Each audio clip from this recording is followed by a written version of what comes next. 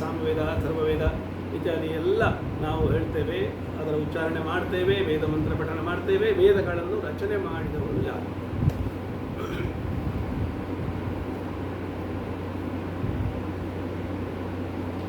ವೇದಗಳು ಮಂತ್ರ ಸಮೂಹ. ವೇದಗಳು ಅಂತಂದರೆ ಮಂತ್ರಗಳಿಂದೊಡಗೂಡಿದಂತಹ ಒಂದು ದೊಡ್ಡ ವಾಂಗ್ಮಯ ರಾಶಿ. ಈ ಮಂತ್ರಗಳು ಅಂತಂದರೆ ಸ್ವರಗಳಿಂದ ಯುಕ್ತವಾದ ಒಂದು ವಾಂಗ್ಮಯಕ್ಕೆ ಮಂತ್ರಗಳು ಅಂತ ಹೆಸರು. ಶ್ಲೋಕಗಳಿಗೆ ಸ್ವರಗಳಿವೆ. ಶ್ಲೋಕಗಳಂತಂದರೆ ಛಂದೋಬದ್ಧವಾದಂತಹ ಎಲ್ಲ, ಅದು ಒಂದು ವಾಂಗ್ಮಯ ಶ್ಲೋಕ. ಮಂತ್ರಗಳು ಅಂತಂದರೆ ಸ್ವರಸಹಿತವಾದದ್ದಕ್ಕೆ ಮಂತ್ರ ಅಂತ ಹೆಸರು. ಈ ವೇದಗಳು ಯಾವಾಗ ಪ್ರಾದುರ್ಭಾವ ಆಯಿತು? ಯಾರು ಇದರ ರಚನೆ ಮಾಡಿದರು ಅಂತಂದರೆ, ಅರೇ ಅಸ್ಯ ಭೂತಸ್ಯ ಮಹತಃ ನಿಶ್ವಸಿತಮೇತ ಋಗ್ವೇದ ಯಜುರ್ವೇದ ಸಾಮವೇದ ಅಥರ್ವಾಂಗಿರಸಃ ಅಂತ ಹೇಳಿದ್ದಾರೆ. ಪರಮಾತ್ಮನ ನಿಶ್ವಾಸದಿಂದ ಉಂಟಾದಂತಹ ಇದು ವಾಂಗ್ಮಯ ರಾಶಿ. ಇದನ್ನು ಕಂಡುಕೊಂಡವರು ಯಾರು? ಇದು ಹೇಗೆ ನಮಗೆ ಗೊತ್ತಾಯಿತು ಅಂತಂದರೆ ಋಷಿಗಳ ಮೂಲಕ. ಋಷಿಗಳು ಮಂತ್ರದ್ರಷ್ಟಾರೋಹಿ ಋಷಯ. ಯಾರಿಗೆ ಅವರ ಧ್ಯಾನದಿಂದ ಅಥವಾ ಅವರ ವಿಶೇಷವಾದ ತಪೋಬಲದಿಂದ ಈ ಮಂತ್ರ ಸಮೂಹಗಳು ಖಂಡಿತೋ ಅವರಿಗೆ ಋಷಿಗಳು ಅಂತ ಹೆಸರು. ನಮಗೆಲ್ಲ ಆ ಮಂತ್ರ ಸಮೂಹ ಕಾಣುವುದಿಲ್ಲ, ಯಾಕಂದರೆ ನಮ್ಮ ಹತ್ರ ಅಷ್ಟು ಅನುಷ್ಠಾನ ಇಲ್ಲ. ಯಾರ್ಯಾರಿಗೆ ಅವರ ದಿವ್ಯ ಜ್ಞಾನಕ್ಕೆ ಮಂತ್ರಗಳು ಖಂಡಿತೋ ಅವರು ಋಷಿಗಳು. ಮಂತ್ರಗಳು ಕಾಣುವುದು ಅಂದ್ರೆ ಗೋಚರವಾಗುವುದು.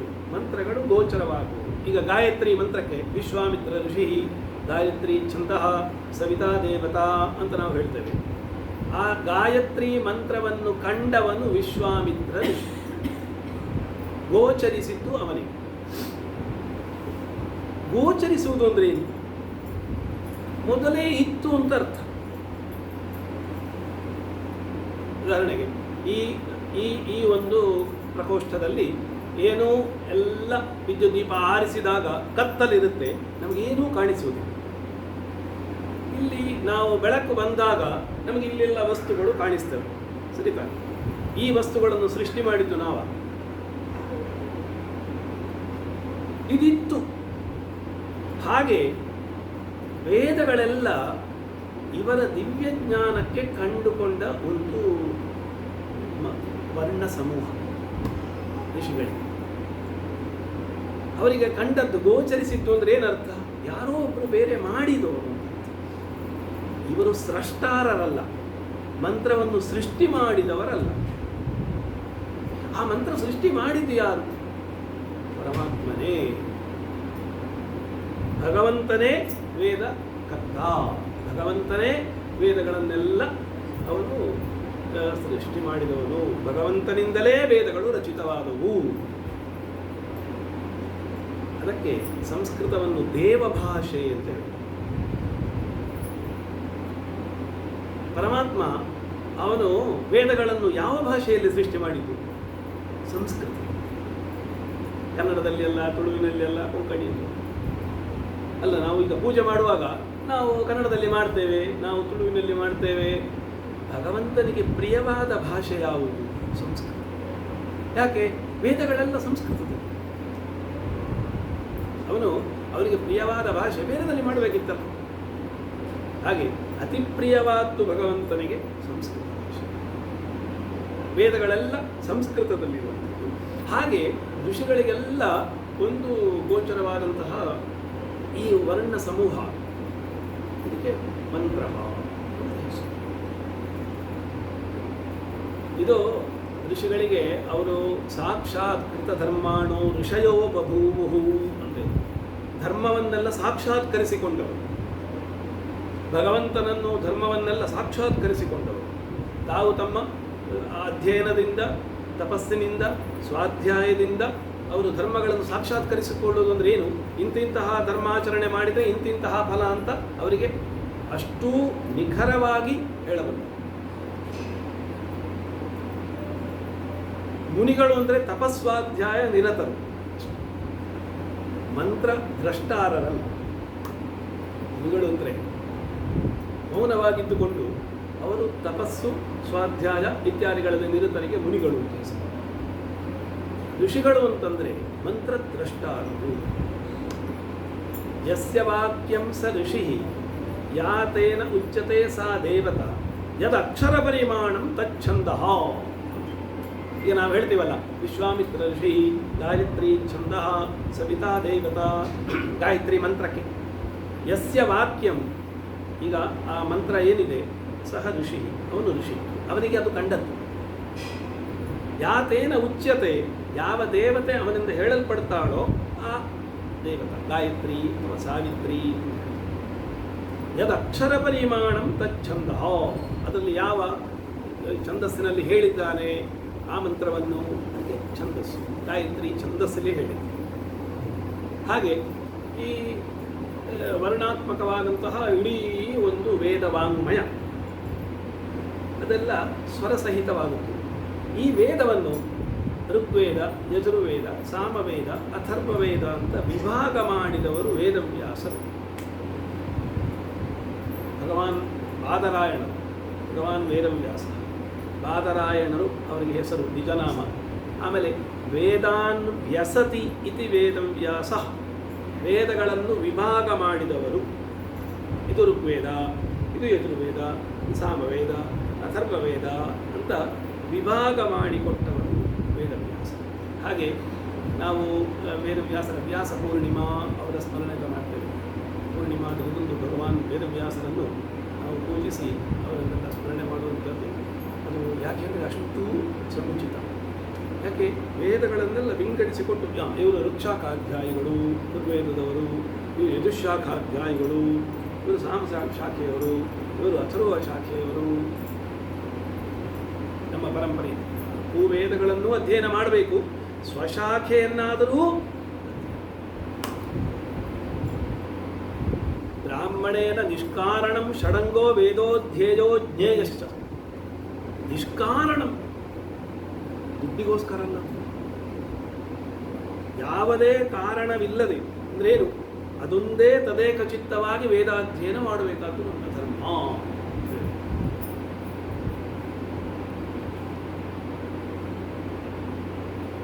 ಸರ್ವಜ್ಞಾನಮಯೋ ಹಿ ಸಹ.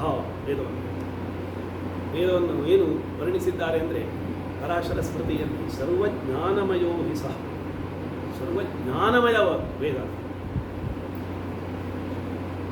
ಅದು ವೇದದ ಬಗ್ಗೆ ಇನ್ನೊಂದು ಇದೇನು ಅಂತಂದರೆ, ಇಷ್ಟಪ್ರಾಪ್ತಿ ಅನಿಷ್ಟ ಪರಿಹಾರಯೋ ಅಲೌಕಿಕಂ ಉಪಾಯಂ ಯೋ ಗ್ರಂಥೋ ವೇದಯತಿ ಸ ವೇದ.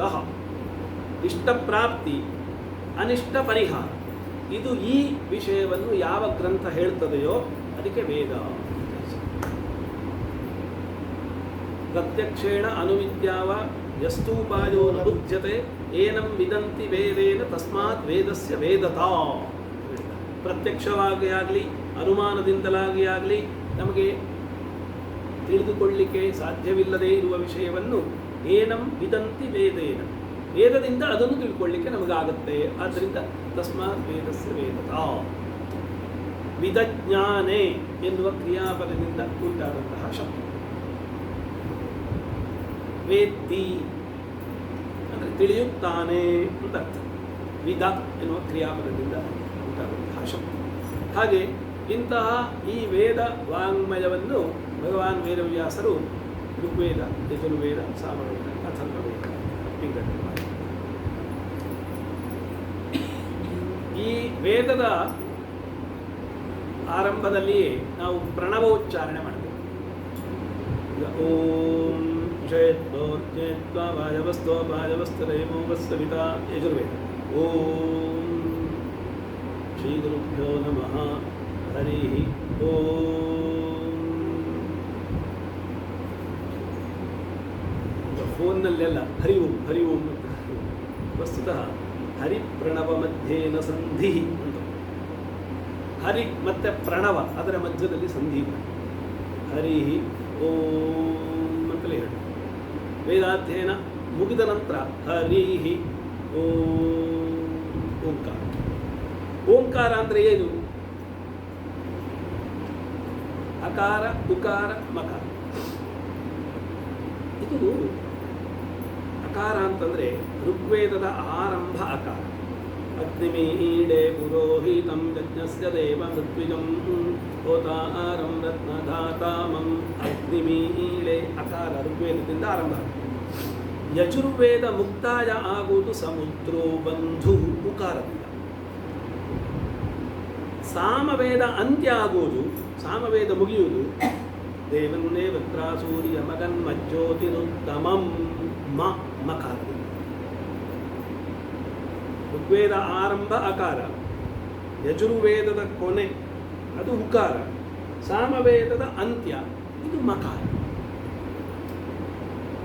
ಈ ಮೂರು ಅಕ್ಷರಗಳು ಹೇಳಿದಾಗ ಓಂಕಾರ ಸೃಷ್ಟಿ, ಓಂಕಾರ. ಓಂಕಾರ ಅದು ಹೇಗೆ ಅಂತಂದರೆ ಮೂರು ವೇದಗಳು ಅದರಲ್ಲಿ ಅಡಕಾಗಿದೆ ಅಂತ ಅಲ್ಲ. ಈಗ ನೀವು 4 ವೇದ ಅಂತ ಹೇಳಿದ್ದೀರಿ, ಋಗ್ವೇದ, ಯಜುರ್ವೇದ, ಸಾಮವೇದ, ಅಥರ್ವವೇದ, 4 ವೇದ. ಈಗ 3 ವೇದ. ವೇದಗಳಲ್ಲಿ ಉಲ್ಲೇಖ ಆಗಿರುವುದು 3 ವೇದ. ಋಚಃ ಸಾಮಾನಿ ಯಜುಗುಂಷಿ. ಋಚಃ ಸಾಮಾನಿ ಯಜುಗುಂಷಿ. ಋಗ್ವೇದ, ಸಾಮವೇದ, ಯಜುರ್ವೇದ. ಸಾಹಿ ಶ್ರೀರಮೃತ ಸತಾಂ. ಸಜ್ಜನರ ಅಮೃತವಾದ ಸಂಪತ್ತು.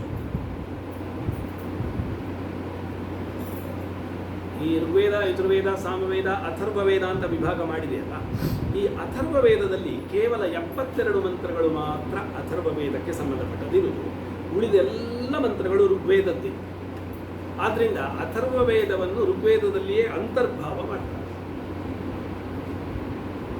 ವೇದಸ್ತ್ರೈ 3 ಅಂತ ಉಲ್ಲೇಖ ಮಾಡಿ. ಹಾಗಾದರೆ ಅಥರ್ವವೇದ ಅಂತ ವಿಭಾಗ ಮಾಡಿದ್ಯಾಕೆ? ಋಗ್ವೇದದಲ್ಲಿಯೇ ಮಾಡ್ಬೋದಿತ್ತಲ್ಲ ಅಂತ ಕೇಳಿದರೆ, ಈ 72 ಮಂತ್ರಗಳಲ್ಲಿ ಅಥರ್ವವೇದದಲ್ಲಿ ಮಾಟ, ಮಂತ್ರ, ಮೋಹನ, ಆಭಿಚಾರ, ಉಚ್ಚಾಟನ ಇತ್ಯಾದಿ ಲೌಕಿಕ ವಿಷಯಗಳನ್ನೆಲ್ಲ ತಿಳಿಸಿದ್ದಾರೆ. ಆದ್ದರಿಂದ ಆ ಅಥರ್ವವೇದವನ್ನು ಪ್ರತ್ಯೇಕವಾಗಿಟ್ಟು ಅಥರ್ವವೇದ ಅಂತ ಒಂದು ಅದಕ್ಕೆ ಸ್ಥಾನ ಕೊಟ್ಟದ್ದು. ವಸ್ತುತಃ ಋಗ್ಮಂತ್ರ ಭೂಯಿಷ್ಠ. ಋಗ್ವೇದವೇ ಅದರಲ್ಲಿ ಹೆಚ್ಚು ಮಂತ್ರಗಳಿರುವುದು. ವೇದಗಳಲ್ಲೆಲ್ಲ ಹೇಳಿದ್ದು 3 ವೇದಸ್ತ್ರೈ, ಋಗ್ವೇದ, ಯಜುರ್ವೇದ, ಸಾಮವೇದ. ಹಾಗೆ ಈ ಓಂಕಾರದಲ್ಲಿ ಋಗ್ವೇದ, ಯಜುರ್ವೇದ, ಸಾಮವೇದ 3 ಅಡಕಾಯಿತು. ಅದರಿಂದ ಓಂಕಾರ.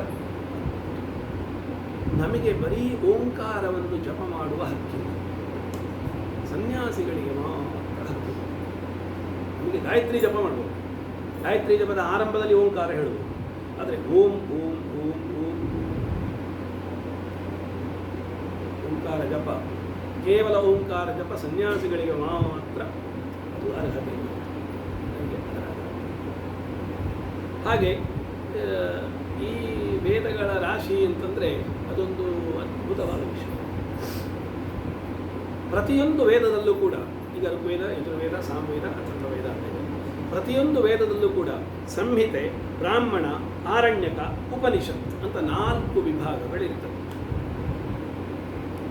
ಸಂಹಿತಾ ಅಂತ ಹೇಳಿದರೆ ಅದು ಮಂತ್ರಗಳಿಂದೊಡಗೂಡಿದ ಮಂತ್ರಗಳು ಅಂತಂದರೆ ಯಜ್ಞಕ್ಕೆ ವಿನಿಯೋಗವಾಗುವ ಮಂತ್ರ. ಎಲ್ಲವೂ ಮಂತ್ರಗಳೇ, ಸ್ವರಸಹಿತವಾದದ್ದು ಎಲ್ಲವೂ ಮಂತ್ರಗಳೇ. ಈ ಸಂಹಿತಾ ಭಾಗದಲ್ಲಿ ಈಗ ಋಗ್ವೇದದಲ್ಲಿ ಸಂಹಿತಾ, ಬ್ರಾಹ್ಮಣ, ಆರಣ್ಯಕ, ಉಪನಿಷತ್. ಸಂಹಿತಾ ಅಂತ ಹೇಳಿದರೆ ಬೇರೆ ಬೇರೆ ಬೇರೆ ಬೇರೆ ರೀತಿಯ ಮಂತ್ರಗಳಿಂದ ಇರುವಂತಹ ಭೂಯಿಷ್ಠವಾದಂತಹ ಭಾಗ. ವ್ಯಾಕರಣದಲ್ಲಿ ಪರಸ್ಸಂಧಿಕರಿಷ ಸಂಹಿತಾ ವರ್ಣಾನಾಂ ಅತಿಶಯಿತ ಸನ್ನಿಧಿ ಸಂಹಿತಾ ಸಂಜ್ಞ ಸ್ಯಾತ್. ವರ್ಣಗಳು ಒತ್ತೊತ್ತಾಗಿರುವುದಕ್ಕೆ ಸಂಹಿತಾ ಅಂತ ಹೆಸರು. ಆದರೆ ಇಲ್ಲಿ ಮಂತ್ರಗಳ ಸಮೂಹದಿಂದೊಡಗೂಡಿರುವಂಥದ್ದು ಅದು ಸಂಹಿತಾ ಅಂತ ಒಂದು ಭಾಗ. ವೇದದ ಋಗ್ವೇದದಲ್ಲುಂಟು, ಯಜುರ್ವೇದದಲ್ಲುಂಟು, ಸಾಮವೇದದಲ್ಲುಂಟು, ಅಥರ್ವವೇದದಲ್ಲುಂಟು. ಹಾಗೆ ಆ ಸಂಹಿತಾ ಎನ್ನುವುದರಲ್ಲಿ ಋಗ್ವೇದದಲ್ಲಿ ಬೇರೆ ಬೇರೆ ಸೂಕ್ತಗಳು, ದೇವತಾ ಸೂಕ್ತಗಳು, ಆಪ್ರಿ ಸೂಕ್ತಗಳು, ಆಮೇಲೆ ನಿಮಗೆ ಈ ಮಾಂತ್ರಿಕವಾದಂತಹ ಸೂಕ್ತಗಳು, ಬೇರೆ ಬೇರೆ ದೇವತೆಗಳನ್ನು ಉದ್ದೇಶಿಸಿ ಹೇಳುವಂತಹ ಸೂಕ್ತಗಳು, ಬೇರೆ ಬೇರೆ ದೇವತೆಗಳ ವರ್ಣನೆ, ಇಂದ್ರ, ವಾಯು, ಅಗ್ನಿ, ಪರ್ಜನ್ಯ, ವರುಣ. ಪ್ರಧಾನವಾಗಿ ಇಂದ್ರ. ಹಾಗೆ ಋಗ್ವೇದ ಸಂಹಿತೆಯಲ್ಲಿ ಆ ಯಜುರ್ವೇದದಲ್ಲೂ ಕೂಡ ಆ ರೀತಿಯ ಸೂಕ್ತಗಳಿವೆ, ಮಂತ್ರಗಳಿವೆ, ಸಂಹಿತಾ ಭಾಗ. ಆರಣ್ಯಕ ಭಾಗ ಅಂತ, ಬ್ರಾಹ್ಮಣ ಭಾಗ ಅಂತಂದರೆ ಯಜ್ಞಗಳಿಗೆ ವಿನಿಯೋಗವಾಗುವಂತಹ ವಾಕ್ಯಗಳು ಯಾವ ಯಾವ ಅಂದರೆ ಉಲ್ಲಿಖಿತವಾದಂತಹದ್ದು, ಅದು ಬ್ರಾಹ್ಮಣ ಭಾಗ. ಯಜ್ಞಗಳನ್ನು ಹೇಗೆ ಮಾಡಬೇಕು, ಯಾವ ಯಾವ ರೀತಿಯಲ್ಲಿ ಹೇಗೆ ಅದರ ವ್ಯವಸ್ಥೆಗಳಿರಬೇಕು, ಎಲ್ಲ ವಿಷಯಗಳು ಬ್ರಾಹ್ಮಣ ಭಾಗದಲ್ಲಿ ಉಲ್ಲೇಖಿತವಾಗಿರುತ್ತೆ. ಅದರಲ್ಲಿ ವಿಧಿ, ಅರ್ಥವಾದ, ಉಪನಿಷತ್ತು, ಆಖ್ಯಾನ ಅಂತ 4 ಪ್ರಭೇದಗಳು ಬ್ರಾಹ್ಮಣ. ವಿಧಿ ಅಂತ ಹೇಳಿದರೆ ಹೀಗೆ ಮಾಡತಕ್ಕದ್ದು. ವೇದಗಳೆಲ್ಲ ವಿಧಿ ವಾಕ್ಯಗಳು, ನಮಗೆ ಅದರಲ್ಲಿ ಆಪ್ಷನ್ಸ್ ಇದೆ, ನಾವು ಅದನ್ನು ಮಾಡತಕ್ಕದ್ದು. ಅಹರಹ ಸಂಧ್ಯಾಮುಪಾಸೀತ, ಏನು ಪ್ರತಿದಿನವೂ ಸಂಧ್ಯಾ ವಂದನೆ ಮಾಡತಕ್ಕದ್ದು. ಅದರಲ್ಲಿ ಎಲ್ಲ ನಮಗೆ ಬೇರೆ ಎಕ್ಸ್ಕ್ಲೂಸಿವ್ ಸಂಧ್ಯಾ ವಂದನೆ ಅಲ್ಲ ನಾವು ಮಾಡೋದು. ಮತ್ತೆ ಒಂದು ವಿಷಯ ಇದೆ, ವೈದ್ಯರಿಗೆ ಒಂದು ಅದರಲ್ಲಿ ವಿನಾಯಿತಿ. ಸಂಧ್ಯಾ ವಂದನೆ ಅವರು ಸ್ವಲ್ಪ ಅದು ವ್ಯತ್ಯಾಸಗಳಾದರೂ ಕ್ಷಮ್ಯ ವೈದ್ಯರ ವಿಷಯದಲ್ಲಿ. ಯಾಕಂದರೆ ಅವರು ಜನಸೇವೆ ಮಾಡುವಂತಹ ಒಂದು ವಿಭಾಗದಲ್ಲಿರುವವರು. ಆದ್ದರಿಂದ ಅವರಿಗೆ ಒಂದು ಸಣ್ಣ ಕ್ಷಮೆ ಉಂಟು. ಈ ಅಹರಹ ಸಂಧ್ಯಾಮುಪಾಸೀತ ಎನ್ನುವುದರಲ್ಲಿ ಧರ್ಮಶಾಸ್ತ್ರದಲ್ಲಿ ವೈದ್ಯರು ಯಾರಿದ್ದಾರೆ, ಯಾಕಂದರೆ ಅವರು ಜನಾರ್ದನ ಸೇವೆ ಮಾಡುವವರೇ ಜನಸೇವೆಯಿಂದ.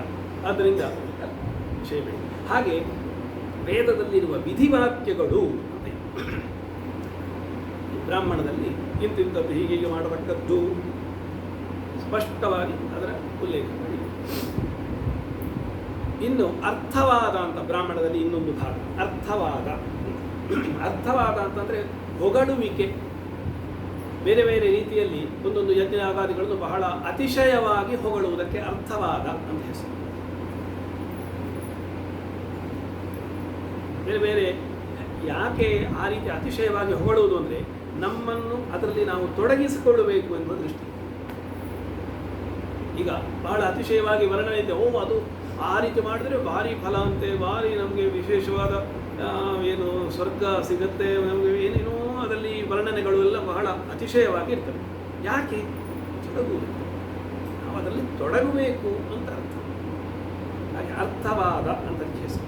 ಇನ್ನು ಉಪನಿಷತ್ತು ಬ್ರಾಹ್ಮಣದಲ್ಲಿರುವಂಥದ್ದು, ಅದರಲ್ಲಿ ಉಪನಿಷತ್ ವಾಕ್ಯಗಳು, ಬೇರೆ ಬೇರೆ ಅಧ್ಯಾತ್ಮ ತತ್ವಗಳು ಅದರಲ್ಲಿ ಪ್ರತಿಪಾದಿತವಾಗಿರುವಂಥದ್ದು. ಇನ್ನೊಂದು ಆಖ್ಯಾನಗಳು, ಬೇರೆ ಬೇರೆ ಶುನಶೇಪಾಖ್ಯಾನ, ಉಪಾಖ್ಯಾನಗಳು, ಕಥೆ. ಇಂತಿಂಥವರಿಗೆ ಹೀಗೀಗ ಅವರು ಜೀವನದಲ್ಲಿದ್ದಾಗ ಹೀಗೀಗ ಆಯಿತು ಅಂತ ಬ್ರಾಹ್ಮಣ ಭಾಗದಲ್ಲಿ ಬರುತ್ತೆ. ಇನ್ನೊಂದು ಆರಣ್ಯಕ ಅಂತ ಇನ್ನೊಂದು ಅದರ ವಿಭಾಗ. ಸಂಹಿತ, ಬ್ರಾಹ್ಮಣ, ಆರಣ್ಯಕ, ಉಪನಿಷತ್ತು. ಅರಣ್ಯೇ ಅಧ್ಯಯನಾತ್ ಆರಣ್ಯಕಮಿತೀರಿಯತೆ. ಅರಣ್ಯೇ ಅಧ್ಯಯನತ್ವಾತ್ ಆರಣ್ಯಕಮಿತೀರಿಯತೆ.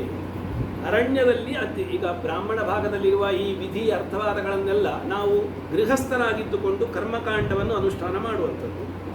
ಅರಣ್ಯದಲ್ಲಿದ್ದುಕೊಂಡು ವಾನಪ್ರಸ್ಥಾಶ್ರಮಿಯಾಗಿ ಮಾಡತಕ್ಕಂತಹ ಎಲ್ಲ ವಿಚಾರಗಳು ಆರಣ್ಯದಲ್ಲಿ. ಆರಣ್ಯಕಗಳು ಒಟ್ಟು 8 ಇದೆ ಅಂತ ಇರೋದು. ಈಗ ನಮಗೆ ತೈತ್ರಿಯ ಆರಣ್ಯಕ ಯಜುರ್ವೇದಕ್ಕೆ ಇರುವುದು, ಮಾರ್ಧಂದಿನ ಆರಣ್ಯಕ, ಬೇರೆ ಬೇರೆ ಆರಣ್ಯಕ ಗ್ರಂಥಗಳಿವೆ. ಆರಣ್ಯಕದಲ್ಲೂ ಕೂಡ ಅದು ಮಂತ್ರ ಸಹಿತವಾಗಿ ನಿಮಗೆ ತೈತ್ರಿಯ ಆರಣ್ಯಕ ಅಂತ ನಮಗಿದೆ, ಅದು ಕೂಡ ಎಲ್ಲ ಮಂತ್ರ ಸ್ವರ ಸಹಿತವಾಗಿರುವಂಥದ್ದು. ಇನ್ನು ಕೊನೆಯ ಭಾಗ ಅಂತಂದರೆ ಉಪನಿಷತ್. ವೇದಗಳಲ್ಲಿ ಎಲ್ಲ ವೇದಗಳಲ್ಲಿ ಇರುವಂಥದ್ದು ಸಂಹಿತ, ಬ್ರಾಹ್ಮಣ, ಆರಣ್ಯಕ, ಇದು ಉಪನಿಷತ್. ಅಂದರೆ ಉಪ ಮತ್ತು ನಿ ಎನ್ನುವ 2 ಉಪಸರ್ಗಗಳಿಂದೊಡಗೂಡಿದ ಶದೃಲ್ ವಿಶರಣಗತ್ಯವ ಸಾಧನಯೋ ಎನ್ನುವ ಒಂದು ಕ್ರಿಯಾಪದದಿಂದ ಜನ್ಯವಾದ ಶಬ್ದ ಉಪನಿಷತ್. ಗುರುವಿನ ಸಮೀಪದಲ್ಲಿ ಕುಳಿತು ಕೇಳುವುದು ಅಂತ ಅರ್ಥ. ಉಪನಿಷತ್ ಎನ್ನುವ ಶಬ್ದಕ್ಕೆ ಅರ್ಥ ಗುರುವಿನ ಸಮೀಪದಲ್ಲಿ ಕುಳಿತು ಕೇಳುವುದು ಅಂತ ಅರ್ಥ. ಈ ಉಪನಿಷತ್ತುಗಳು 108ಕ್ಕಿಂತಲೂ ಹೆಚ್ಚಿವೆ ಅಂತ ಒಂದು ಪ್ರಸಿದ್ಧ. ಆದರೆ 10 ಉಪನಿಷತ್ತುಗಳು ಅತ್ಯಂತ ಪ್ರಧಾನ. ಈಶಕೇನ ಕಟ ಪ್ರಶ್ನ ಮುಂಡಕ ಮಾಂಡೂಕ್ಯ ತೈತ್ತಿರೀಯ ಬೃಹದಾರಣ್ಯಕ ಛಾಂದೋಗ್ಯ ಐತರೆ 10 ಉಪನಿಷತ್ತುಗಳು ಪ್ರಧಾನವಾದದ್ದು. ಪ್ರಧಾನವಾದ್ದು ಯಾಕೆ ಅಂದರೆ ಆಚಾರ್ಯತ್ರಯರು ಅದಕ್ಕೆ ಭಾಷ್ಯವನ್ನು ಬರೆದಿದ್ದಾರೆ.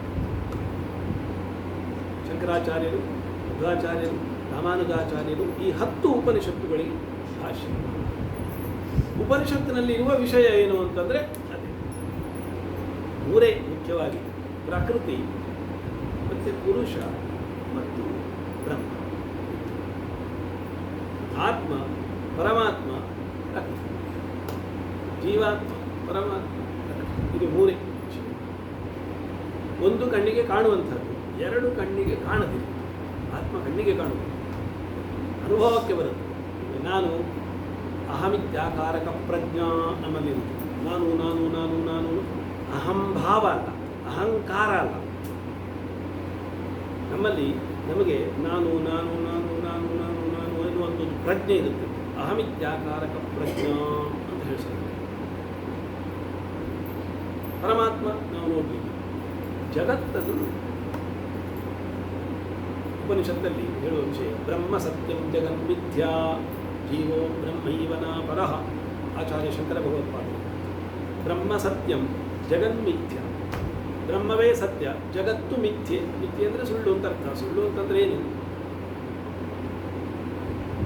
ಅದು ಸತ್ಯ ಅಂತ ಹೇಳಿದರೆ ಯದ್ರೂಪೇಣ ಯನ್ನಿಶ್ಚಿತಂ ತನ್ನ ವ್ಯಭಿಚರತೀತಿ ತತ್ ಸತ್ಯಂ. ಸತ್ಯ ಎನ್ನುವುದಕ್ಕೆ ವ್ಯಾಖ್ಯಾನ ಕೊಟ್ಟಿದ್ದಾರೆ ಆಚಾರ್ಯ ಶಂಕರ ಭಗವತ್ಪಾದ. ಯಾವುದು ಯಾವ ರೂಪದಲ್ಲಿದೆಯೋ ಹಾಗೆಯೇ ಇದ್ದರೆ ಅದು ಸತ್ಯ. ಯದ್ರೂಪೇಣ ಯನ್ನಿಶ್ಚಿತಂ ತನ್ನ ವ್ಯಭಿಚರತಿ ಇತಿ ತತ್ ಸತ್ಯಂ. ಜಗತ್ತು ಹಾಗೆ ಹೊರಗೆ ಕಾಣುವ ಜಗತ್ತು ಅದು ಮಿಥ್ಯೆ ಅಂತಂದರೆ ಒಂದೊಂದು ದಿನ ನಾಶ ಆಗ್ತದೆ. ಹಾಗೆ ಉಪನಿಷತ್ತಲ್ಲಿ ಬೇರೆ ಬೇರೆ ಬೇರೆ ಬೇರೆ ಬೇರೆ ಬೇರೆ ಈ ಅಧ್ಯಾತ್ಮಕ್ಕೆ ಸಂಬಂಧಪಟ್ಟಂತಹ ವಿಷಯಗಳು. ಈಗ ತೈತ್ತಿರೀಯೋಪನಿಷತ್ ಯಜುರ್ವೇದಕ್ಕೆ ಸಂಬಂಧ, ಐತರೇಯೋಪನಿಷತ್, ಈಶಾಕೇನ ಕಟ ಪ್ರಶ್ನ, ಇದಲ್ಲಿಯೂ ಕೂಡ ಬೇರೆ ಬೇರೆ ನಮ್ಮ ಇದು ವೇದಗಳಿಗೆ ಸಂಬಂಧಪಟ್ಟಂತಹ ಉಪನಿಷತ್ತುಗಳು. ಎಲ್ಲ ಉಪನಿಷತ್ತುಗಳ ಮುಖ್ಯ ತಾತ್ಪರ್ಯ ಏನು ಅಂತಂದರೆ ಇದೆ ಅಧ್ಯಾತ್ಮ. ನಾವು ಯಾವ ರೀತಿಯಲ್ಲಿ ಜೀವನದಲ್ಲಿ ಮುನ್ನಡೆಯಬೇಕು ಅದೆಲ್ಲ ವಸ್ತುತಃ ವಾನಪ್ರಸ್ಥಾಶ್ರಮ ಆಗಿ ಆಮೇಲೆ ಸನ್ಯಾಸಾಶ್ರಮಕ್ಕೆ ಸಂಬಂಧಪಟ್ಟ ವಿಷಯಗಳು ಅದರಲ್ಲಿ ಮುಖ್ಯವಾಗಿ. ಈಗ ವಿದ್ಯಾರ್ಥಿ ಆದವನು ಏನು ಮಾಡಬೇಕು? ಸತ್ಯಂ ವದ ಧರ್ಮಂಚರ ಎಲ್ಲ ಉಪನಿಷತ್ತಿನಲ್ಲೇ ಹೇಳುವಂಥದ್ದು. ಸತ್ಯವನ್ನು ಯಾಕೆ ಹೇಳಬೇಕು? ಸತ್ಯಂ ವದ ಅಂತ ಹೇಳ್ತದಲ್ಲ, ಅಲ್ಲ ನಾನು ಸುಳ್ಳು ಹೇಳಿದರೆ ಏನಾಗ್ತದೆ?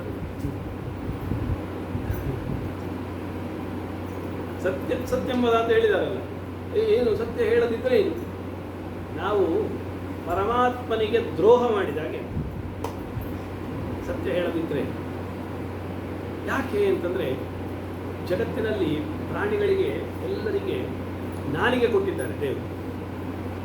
ಮಾತನಾಡುವ ಭಾಗ್ಯ ಕೊಟ್ಟದ್ದು ಮನುಷ್ಯರಿಗೆ ಮಾತ್ರ.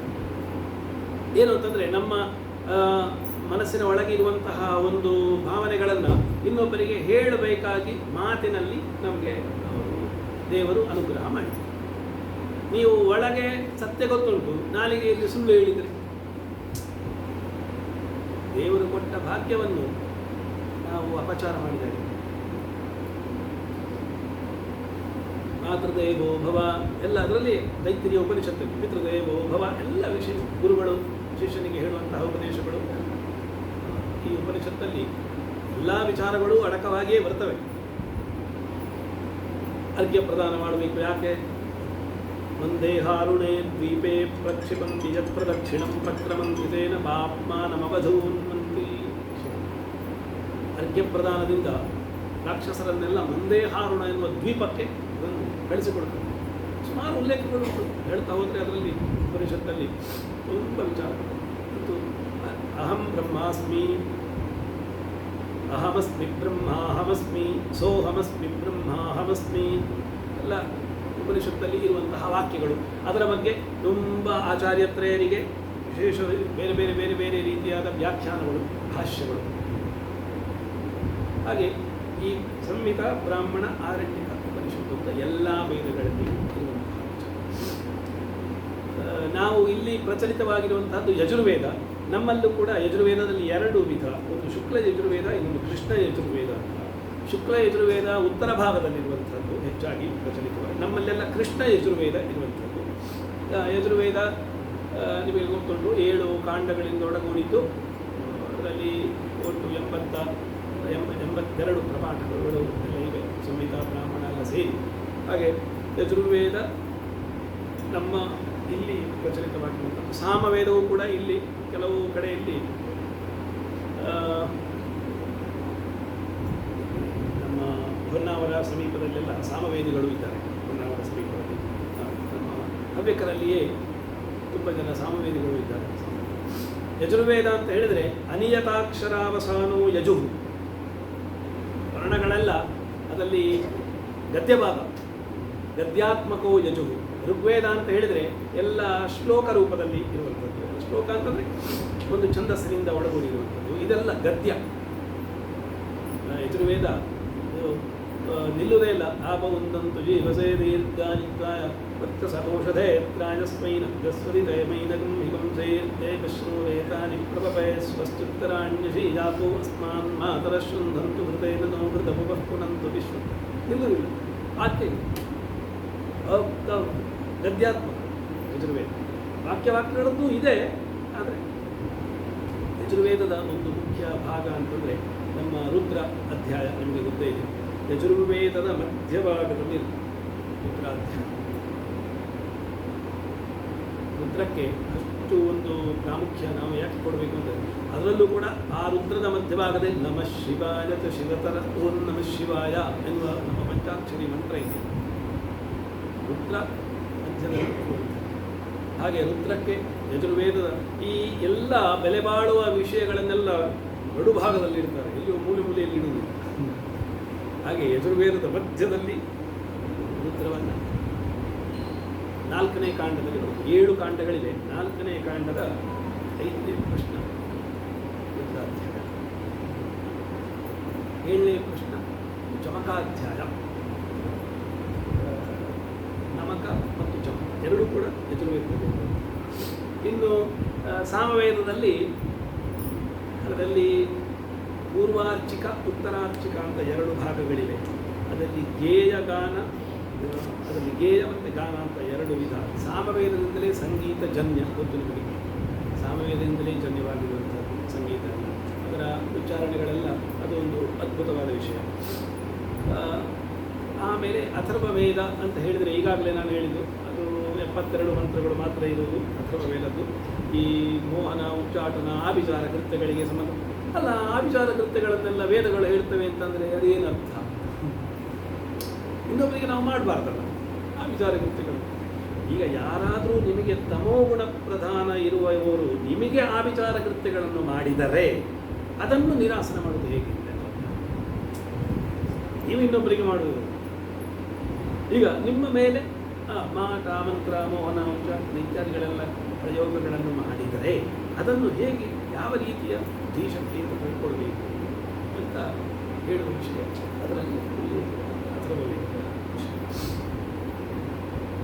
ಹಾಗೆ ಈ ಋಗ್ವೇದ, ಯಜುರ್ವೇದ, ಸಾಮವೇದ, ಅಥರ್ವವೇದ ಇದರ ಕಾಲ ವಿಮರ್ಶಕರು ಏನೇನು ಹೇಳ್ತಾರೆ, ಕ್ರಿಸ್ತ ಪೂರ್ವ 11ನೇ ಶತಮಾನ, 12ನೇ ಶತಮಾನ, 1200 ವರ್ಷ ಕ್ರಿಸ್ತ ಹುಟ್ಟುವುದಕ್ಕಿಂತ ಮೊದಲೇ ಅಂತ ಅದರ ಉಲ್ಲೇಖಗಳೆಲ್ಲ ಇವೆ. ಪ್ರಾಚೀನ ಅಂದರೆ ಇವರು ಮ್ಯಾಕ್ಸ್ ಮುಲ್ಲರ್ ಮತ್ತು ಎಲ್ಲ ಪಾಶ್ಚಾತ್ಯ ವಿದ್ವಾಂಸರ ಎಲ್ಲ ಅಭಿಪ್ರಾಯಗಳು. ಆ ವೇದಗಳ ಇಷ್ಟೆಲ್ಲ ವೇದ ಮಂತ್ರಗಳ ವಿಭಾಗಗಳಾದ ನಂತರ ಅದನ್ನೆಲ್ಲ ಹೇಗೆ ಅರ್ಥೈಸಿಕೊಳ್ಬೇಕು ಅಂತ ನಮಗೆ ಒಂದು ದಿಕ್ಸೂಚಿಯಾದಂತಹ ಗ್ರಂಥಗಳು ಅಂತಂದರೆ ವೇದಾಂಗಗಳು. 6 ವೇದಾಂಗಗಳಿವೆ. ವೇದ ಮಂತ್ರಗಳನ್ನೆಲ್ಲ ಅರ್ಥೈಸಿಕೊಳ್ಳುವುದು ಹೇಗೆ ಅಂತ ನಾವು ಯೋಚನೆ ಮಾಡಿದರೆ ಅದಕ್ಕೆ 6 ವೇದಾಂಗಗಳು ಅಂತ ಋಷಿಗಳಿಂದ ಪ್ರಣೀತವಾದಂತಹ 6 ವಿಭಾಗಗಳು. ಅದು ಶಿಕ್ಷಾ, ವ್ಯಾಕರಣಂ, ಛಂದಃ, ನಿರುಕ್ತಂ, ಜ್ಯೋತಿಷಂ, ಕಲ್ಪಃ ಅಂತ 6 ವೇದಾಂಗಗಳು. ಇದರ ಮುಖ್ಯ ಉದ್ದೇಶ ಅಂದರೆ ವೇದಾರ್ಥವನ್ನು ತಿಳಿಯುವುದು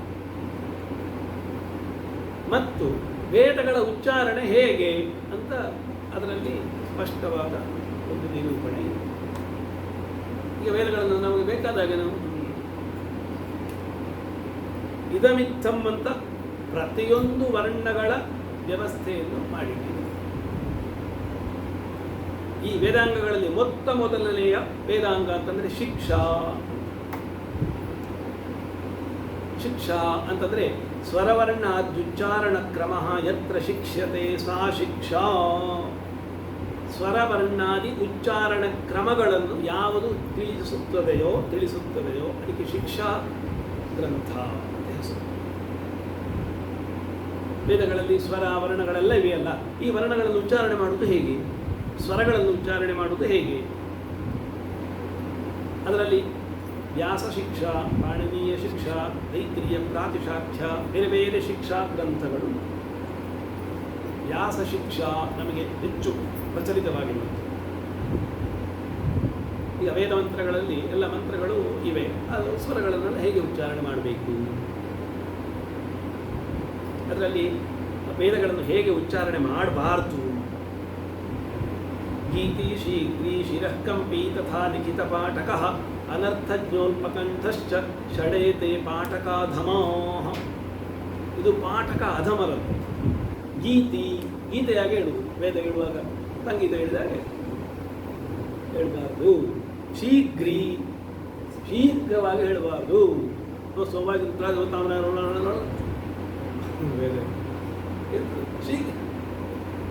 ಶಿರಃ ಕಂಪಿ, ತಲೆ ಆಡಿಸಬಾರ್ದು.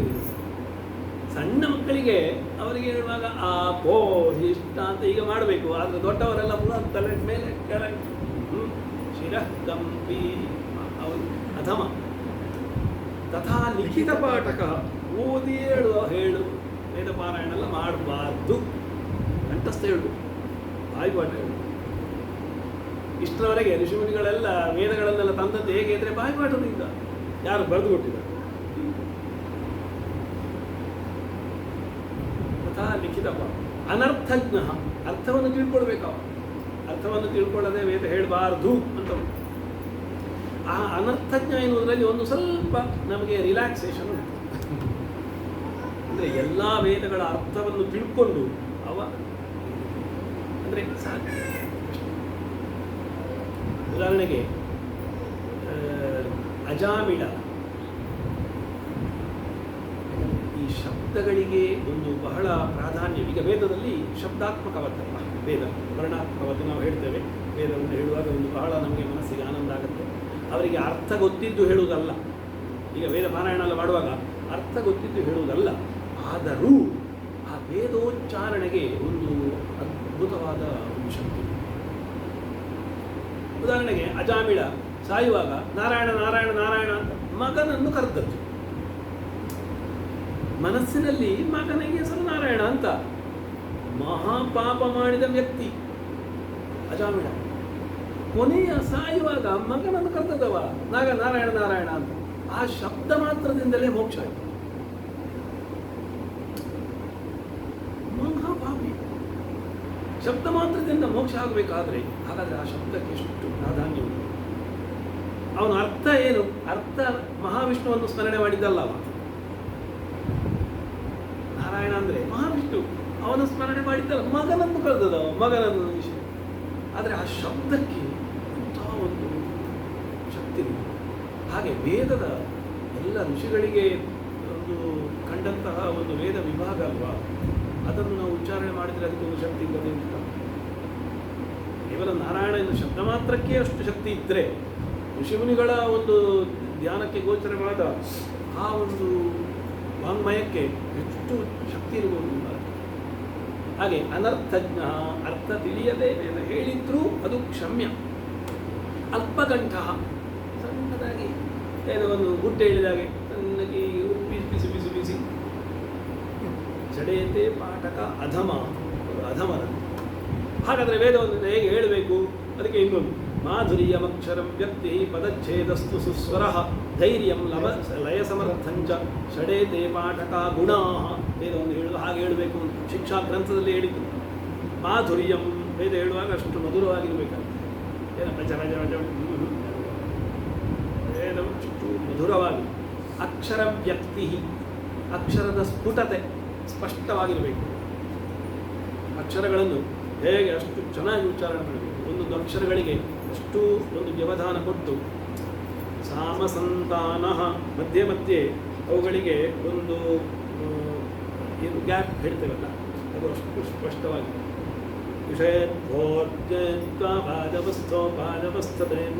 ಸವಿತಾ ಪ್ರಾರ್ಪಯತು ಪ್ರಾರ್ಪಯತು, ಅದು ಅಷ್ಟು ನಿಖರವಾಗಿರಬೇಕು ಅಕ್ಷರ ವ್ಯಕ್ತಿ.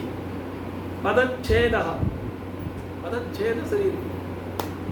ಪದಚ್ಛೇದ ಸರಿ ಇಲ್ಲದೆ ವೇದ ಹೇಳಿದ್ರೆ ಕುಬೇರಾಯ ವೈ ಶ್ರವಣಾಯ ಅಂದರೆ ವೈಶ್ರವಣ ಅಂತ ಅವನ ಹೆಸರು. ಕುಬೇರನಿಗೆ ಇನ್ನೊಂದು ಹೆಸರು ವೈಶ್ರವಣ ಅಂತ. ಇವನು ಕುಬೇರಾಯ ವೈ ನಿಲ್ಲಿಸಿದ, ಶ್ರವಣಾಯ ಏನೇನಾಗುತ್ತೆ ಪದ ಗೊತ್ತಿಲ್ಲ. ವೇದ ಹೇಳಿಕೊಡುವುದು ಬಹಳ ಕಷ್ಟ. ವೇದ ಅಂದರೆ ಪದಜ್ಞಾನ ಇಲ್ಲದೆ ವೇದ ಹೇಳಿಕೊಟ್ರೆ ಈಗ ಆಗ್ತದೆ. ದಶರಾಮಶರ ಅಂತ, ದಶ ರಾಮಶರಾಹ ಅಂತ ಇದ್ದದು. ದಶ ಅಂದರೆ 10, ರಾಮನ ಬಾಣಗಳು. ದಶ ರಾಮಶರಾಹ ಅಂತ ಇತ್ತು. ಅದನ್ನೊಬ್ಬ ದಶರ ಮಶರ ಅಂತ ಹೇಳಿ, ಯಾರಿಗಾದ್ರೂ ಅರ್ಥ ಇಲ್ಲ. ಯಾವ ಪಂಡಿತರು ಎಂತ ಹೇಳ್ತಾ ಇದ್ದಾರೆ? ದಶ ರಾಮಶರಾಹ ಅಂತ ಎಲ್ಲರಿಗೂ ಗೊತ್ತಾಗ. ಎಲ್ಲಿ ಪದಚ್ಛೇದ ಮಾಡಬೇಕಲ್ವ? ದಶರ ಮಶರ ಅಂತಂದ್ರೆ ಪದಚ್ಛೇದ, ಪದಚ್ಛೇದ ಅಷ್ಟು ಸ್ಪಷ್ಟ. ವೇದ ಹೇಳುವಾಗಂತೂ ಬಹಳ ಅದರಲ್ಲಿ ಜಾಗರೂಕ. ಆಗ ವೇದ ಹೇಳಿಕೊಡುವುದು ಅಂತ ಹೇಳಿದರೆ ಬಹಳ ದೊಡ್ಡ ವೈಖರಿ. ತಪ್ಪು ಹೇಳಿಕೊಟ್ರೆ ಅದು ಅವನಿಗೆ ದೋಷ. ಮಂತ್ರೋ ಹೀನ ಸ್ವರತೋ ವರ್ಣತೋ ವಾ ಮಿಥ್ಯಾ ಪ್ರಯುಕ್ತೋ ನ ತಮರ್ಥಮಾಹ ಸ ವಾಗ್ವಜ್ರೋ ಯಜಮಾನಂ ಹೀನಸ್ತಿ.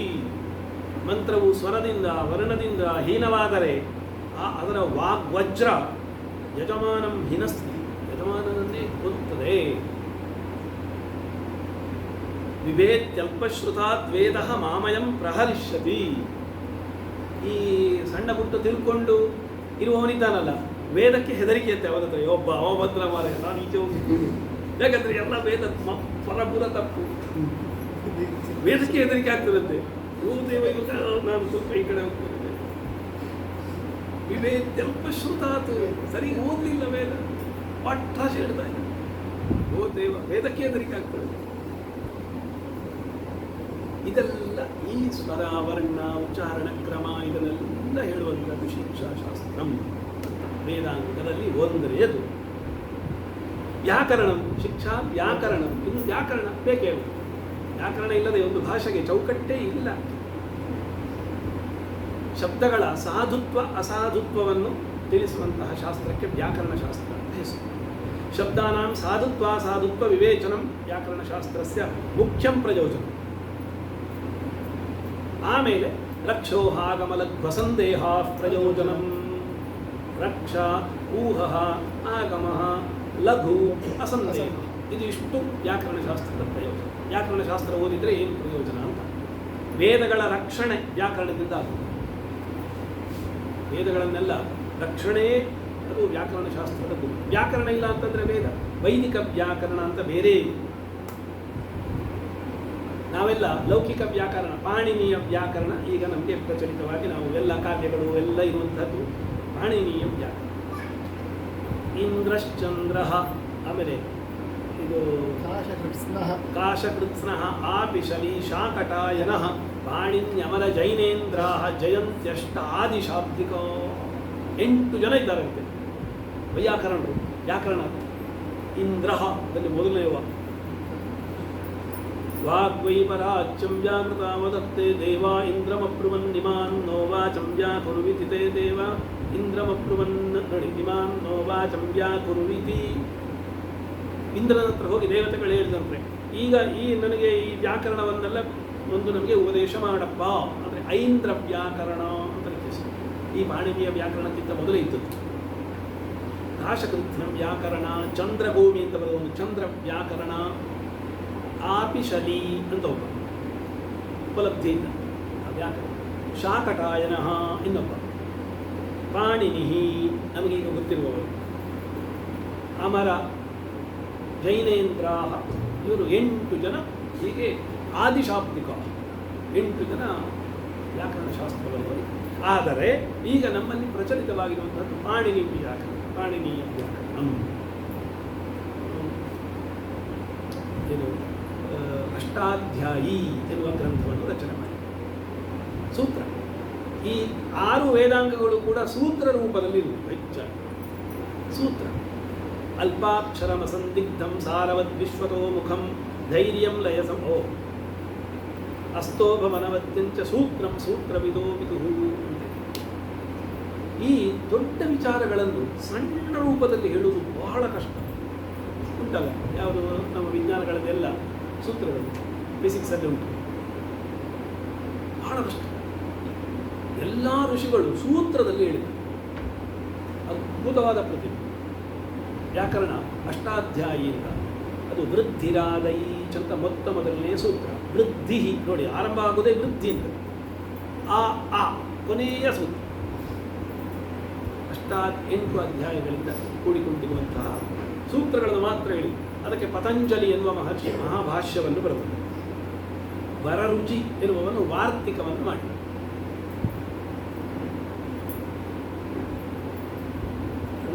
ವಾಕ್ಯಕಾರಂ ವರರುಚಿಂ ಭಾಷ್ಯಕಾರಂ ಪತಂಜಲಿಂ ಪಾಣಿನಿಂ ಸೂತ್ರಕಾರಂಚ ಪ್ರಣತೋಸ್ಮಿ ಮುನಿತ್ರಯಂ. ಈ 3 ಜನ ಮುನಿಗಳಿಗೆ ನಮಸ್ಕಾರ. ವ್ಯಾಕರಣದಲ್ಲಿ ಅದು ಈಗ ವರ್ಣಗಳನ್ನೆಲ್ಲ ಉಚ್ಚಾರಣೆ ಮಾಡುವುದು ಹೇಗೆ? ಅಕುಹ ವಿಸರ್ಜನೀಯಾನಾಂ ಕಂಠಃ ಇಚುಯಶಾನಾಂ ತಾನು. ಎಲ್ಲೆಲ್ಲಿಂದ ಉಚ್ಚಾರಣೆ ಮಾಡಬೇಕು ಹೇಳಬೇಕಲ್ಲ. ಆ ಕಂಠದಿಂದ. ಕು ಅಂದರೆ ಕವರ್ಗ, ಕ ಖ ಗ ಘ ಞ ಕಂಠ. ಹ ಕಂಠದಿಂದ.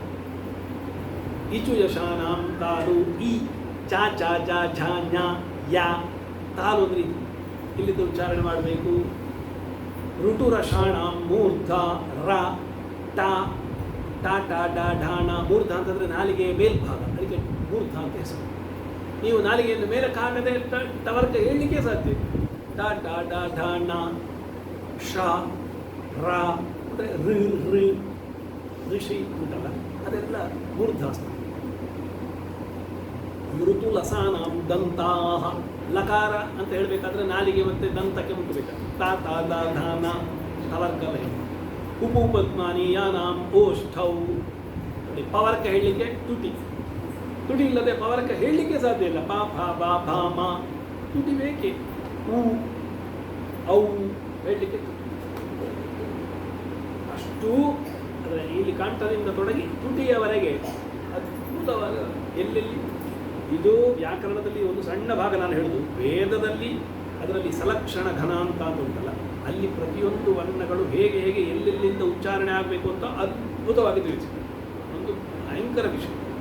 ಅದಕ್ಕೆ ನಾನು ಹೇಳೋದು, ವೇದ ಹೇಳಿಕೊಡುವವರು ಕನಿಷ್ಠ ಒಂದು ಪದಜ್ಞಾನ ಇರುವುದು, ಇಲ್ಲದಿದ್ದರೆ ಹಾಗೆ ವ್ಯಾಕರಣಶಾಸ್ತ್ರ ಅದು ಪಾಣಿನಿ ಮಹರ್ಷಿಗಳಲ್ಲಿ ಎಲ್ಲ ಸೂತ್ರಗಳಲ್ಲಿ ಇರುವುದು.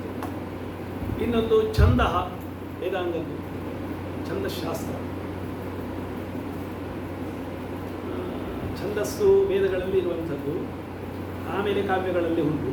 ಯದ ಅಕ್ಷರ ಪರಿಮಾಣಂ ತಚ್ಛಂದ ಪಿಂಗಲ ಎನ್ನುವ ಮಹಾಮುನಿ ಬರ್ತಿದ್ದ. ಪಿಂಗಳನ ಛಂದಶಾಸ್ತ್ರ. ಪಾಣಿನಿಯದ್ದು ವ್ಯಾಕರಣ, ವ್ಯಾಸ ಶಿಕ್ಷಾ ಗ್ರಂಥ. ಇದು ಪಿಂಗಲ. ಅಕ್ಷರ ಪರಿಮಾಣಂ ತಚ್ಛಂದ. ಅಕ್ಷರಗಳ ಪರಿಮಾಣಕ್ಕೆ ಛಂದಸ್ಸು ಅಂತ ಹೆಸರು. ಈ ಛಂದಸ್ಸು ಅದು 26 ಛಂದಸ್ಸು. ಉಕ್ತಾತ್ಯುಕ್ತ ತಥಾ ಮಧ್ಯ ಪ್ರತಿಷ್ಠಾನ್ಯ ಸುಪೂರ್ವಿಕ ಗಾಯದೃಷ್ಟಿಕ ಅನುಷ್ಟುಪ್ಚ ವಿಹತಿ ಪಂಕ್ತಿರೇವ ಚ ದೃಷ್ಟುಪ್ಚ ಜಗತಿ ಚೈವ ತಥಾತಿ ಜಗತಿ ಮತ ಶಕ್ವರಿ ಸಾ ಅತಿಪೂರ್ವಾ ಸ್ಯಾತ್ ಅಷ್ಟತ್ಯಷ್ಟಿ ತತಸ್ಮೃತೆ ಧೃತಿಶ್ಚಾತಿ ಧೃತಿಶ್ಚೈವ ಕೃತಿ ಪ್ರಕೃತಿರಾಕೃತಿ ವಿಕೃತಿ ಸಂಕೃತಿಶ್ಚೈವ ತಥಾತಿ ಕೃತಿರುತ್ಕೃತಿ ಉತ್ಕೃತಿವರೆಗೆ 26 ಛಂದಸ್ಸು. ಗಾಯತ್ರಿ, ದುಷ್ಟಿಕ, ಅನುಷ್ಟುಪು ಎಲ್ಲ ಛಂದಸ್ಸು ವೇದಗಳಲ್ಲಿ. ಆಮೇಲೆ ಲೌಕಿಕವಾಗಿ ನಮಗೆ ಅದರಲ್ಲಿ ಆಮೇಲೆ ವೃತ್ತಗಳು, ಮಾಲಿನಿ ವೃತ್ತ, ಆಮೇಲೆ ಮತ್ತೆ ಕ್ರೀಡಿತ ವೃತ್ತ, ಉಪೇಂದ್ರ ವಜ್ರಾವೃತ್ತ, ಇಂದ್ರ ವಜ್ರಾವೃತ್ತ, ಆಮೇಲೆ ಶಿಖರಣಿ ವೃತ್ತ, ಅಕ್ಷರಗಳ ಸಂಖ್ಯೆಯಿಂದ ಬೇರೆ ಬೇರೆ ವೃತ್ತಗಳು ಅಲ್ಲಿ ಉಲ್ಲೇಖಿತವಾಗಿವೆ. ನೀವೆಲ್ಲ ಛಂದಸ್ಸಲ್ಲೇ ಗೊತ್ತಿರುವಂಥದ್ದು ಅಲ್ಲ, ಮಾತ್ರೆ ಗಣ ಪ್ರಸ್ತಾರ ಹಾಕುವಂಥದ್ದು ಅದೆಲ್ಲ ಅದ್ಭುತವಾದ ಗಣಿತ ವಿಷಯವೇ. ಹಾಗೆ ವೇದಗಳಲ್ಲಿರುವ ಛಂದಸ್ಸುಗಳು ಹೇಗೆ ಹೇಗೆ ಅಂತ ನಮಗೆ ಸ್ಪಷ್ಟವಾಗಿ ತಿಳಿಸಿಕೊಡುವಂತಹದ್ದು ಛಂದಶಾಸ್ತ್ರ. ನಿರುಕ್ತಂ ಛ, ಶಿಕ್ಷಾ ವ್ಯಾಕರಣಂ ಛ. ಇನ್ನು ನೆಕ್ಸ್ಟ್ ನಿರುಕ್ತಂ, ಯಾಸ್ಕ ಮಹಾಮುನಿಗಳು ಬರೆದಿರುವಂತಹದ್ದು ನಿರುಕ್ತ ಅಂತ ವೇದಾಂಗ. ನಿಘಂಟು ಅದಕ್ಕೆ ಹೆಸರು. ಕಠಿಣ ಶಬ್ದಗಳ ಅರ್ಥವನ್ನು ತಿಳಿಸುವ ಒಂದು ಡಿಕ್ಷನರಿ ನಿರುಕ್ತ. ಪಂಚವಿಧಂ ನಿರುಕ್ತಂ ಅಂತ ಉಂಟು, 5 ವಿಧವಾಗಿ ಉಂಟು ನಿರುಕ್ತ. ಯಾಸ್ಕ ಮಹಾಮುನಿಗಳು ಬರೆದಿರುವಂಥದ್ದು. ಯಾಕೆಂದರೆ ವೇದಗಳಲ್ಲಿ ಬೇರೆ ಬೇರೆ ಅರ್ಥಗಳು ಬರುತ್ತೆ, ಅದನ್ನು ನಮಗೆ ವ್ಯತ್ಯಾಸ ಮಾಡುವ ಹಾಗಿಲ್ಲ. ಲೌಕಿಕ ಈಗ ಭದ್ರಂ ಕರ್ಣೇ ವಿಷ್ಣು ಯಾಮದೇವಾ, ಕರ್ಣೇಭಿ ಅಂತ ಉಂಟು ವೇದದಲ್ಲಿ, ಕರ್ಣೈ ಅಂತ ಆಗುವುದು ವ್ಯಾಕರಣ ಸೂತ್ರ, ಪಾಣಿನಿಯ ಪ್ರಕಾರ ಕರ್ಣೈ ಅಂತ ಆಗುವುದು. ಓ ಕರ್ಣೇಭಿ ತಪ್ಪು, ಕರ್ಣೈ ಅಂತ ಮಾಡುವ ನಮಗೆ ಅಧಿಕಾರ ಇದೆ. ವೇದಗಳನ್ನು ತಿದ್ದುವ ಅಧಿಕಾರ ನಮಗೆ. ಕರ್ಣೇಭಿ ಕರ್ಣೇಭಿ. ದೇವಾಸಹ ಅಂತ ಉಂಟು, ದೇವಾಹ ಅಂತ ಆಗುವುದು ವೇದಗಳಲ್ಲಿ, ದೇವಾಸಹ ಅಂತ ಉಲ್ಲೇಖ. ಹಾಗೆ ಹೇಳಬೇಕು. ಅವರಿಗೆಲ್ಲ ದಿವ್ಯ ದೃಷ್ಟಿಗೆ ಗೋಚರವಾದ ವಿಷಯಗಳಲ್ಲ, ಅದನ್ನು ನಮಗೆ ನಾವು ಲೌಕಿಕವಾಗಿ ನಮಗೆ ತಿದ್ದುವ ಯಾವ ಅರ್ಹತೆಯೂ ಇಲ್ಲ. ಹಾಗೆ ನಿರುಕ್ತ ಎನ್ನುವಂಥದ್ದು ಅದು ಇನ್ನೊಂದು ಅದ್ಭುತವಾದಂತಹ ಒಂದು ವೇದಾಂಗ. ಕಠಿಣ ಪದಗಳ ಅರ್ಥವನ್ನು ತಿಳಿಸಿಕೊಡುವಂತಹ ಒಂದು ಜ್ಯೋತಿಷಂ. ಮುಂದಿನದ್ದು ನಮ್ಮದೇ ಸಬ್ಜೆಕ್ಟ್, ಅದು ಹೇಳಲಿಕ್ಕೆ 1 ಗಂಟೆ ಬೇಕು. ಲಗಧ ಮಹಾಮುನಿ ಎನ್ನುವವರು ವೇದಾಂಗ ಜ್ಯೋತಿಷಂ ಅಂತ ಬರ್ತದೆ. ಒಂದು 39 ಶ್ಲೋಕನೇ ಇದೆ. ವೇದಗಳಲ್ಲಿ ಯಾವಾಗ ಏನೇನೆಲ್ಲ ಕಾಲಗಳನ್ನು ಉಲ್ಲೇಖ ಮಾಡಿದ್ದಾರೆ ಅವುಗಳನ್ನೆಲ್ಲ ಯಾವಾಗ ಮಾಡಬೇಕು. ಉದಿತೇ ಜುಹೋತಿ, ಅನುದಿತೇ ಜುಹೋತಿ, ವೇದಗಳಲ್ಲಿ ಹೇಳಿದಾರಲ್ಲ. ಕಾಲಜ್ಞಾನವನ್ನು ತಿಳಿಸುವಂತಹ ಶಾಸ್ತ್ರ ಅಂದರೆ ಜ್ಯೋತಿಷ. ಪ್ರತ್ಯಕ್ಷಂ ಜ್ಯೋತಿಷಂ ಶಾಸ್ತ್ರಂ ಚಂದ್ರಾರ್ಕೌ ಯತ್ರ ಸಾಕ್ಷಿಣೌ. ಪ್ರತ್ಯಕ್ಷ ಜ್ಯೋತಿಷಾಸ್ತ್ರ.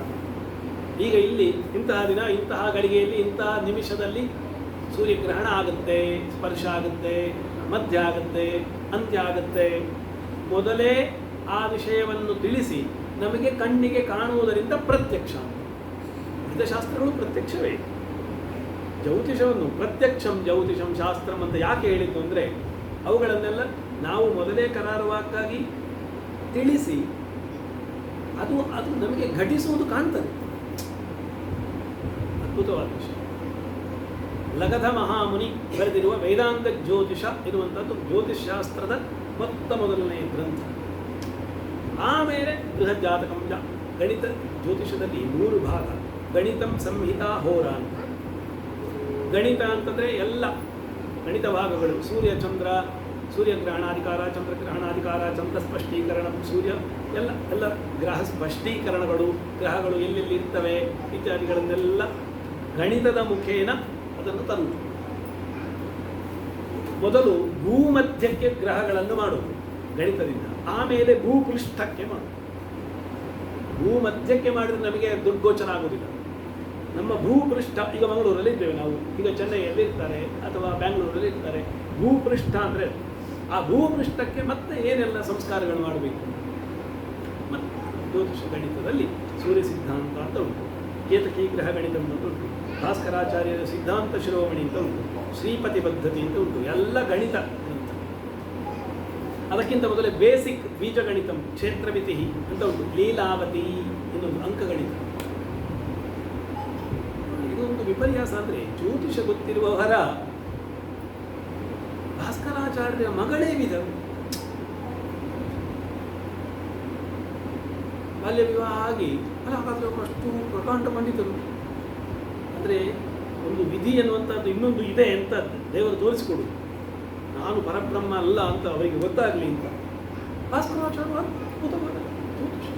ಪ್ರಕಾಂಡ ಮಗಳು ಮದುವೆ, ಆವಾಗ ಬಾಲ್ಯ ವಿವಾಹ ಇದ್ದದ್ದು. ಸಣ್ಣ ಮಗು, ಅವಳ ಮನಸ್ಸನ್ನು ಆ ರೀತಿ ಗಂಡ ಸತ್ತೋದ ಅಂತ ಬೇಜಾರ ಆಗದೇ ಇರಲಿ ಅಂತ ಲೀಲಾವತಿ ಅಂತ ಅವಳ ಹೆಸರಿನಲ್ಲಿ ಒಂದು ಗ್ರಂಥ ಬರೆದು, ಏನು ಲೆಕ್ಕ, ಅವಳಿಗೆ ಲೆಕ್ಕ ಕೊಡುವುದು, ಲೆಕ್ಕ ಕೊಟ್ಟು ಅವಳು ಲೆಕ್ಕ ಬಿಡಿಸಿದಾಗ ಮನಸ್ಸು ಬೇರೆ ಕಡೆಗೆ ತಿರುಗಿ.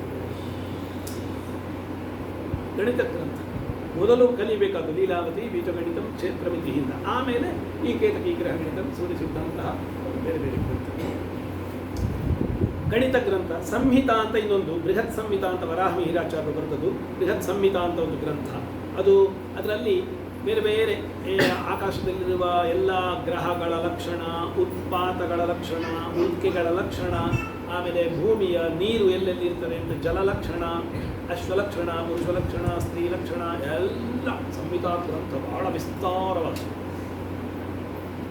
ಜ್ಯೋತಿಷದ ಇನ್ನೊಂದು ಭಾಗ ಸಂಹಿತಾ.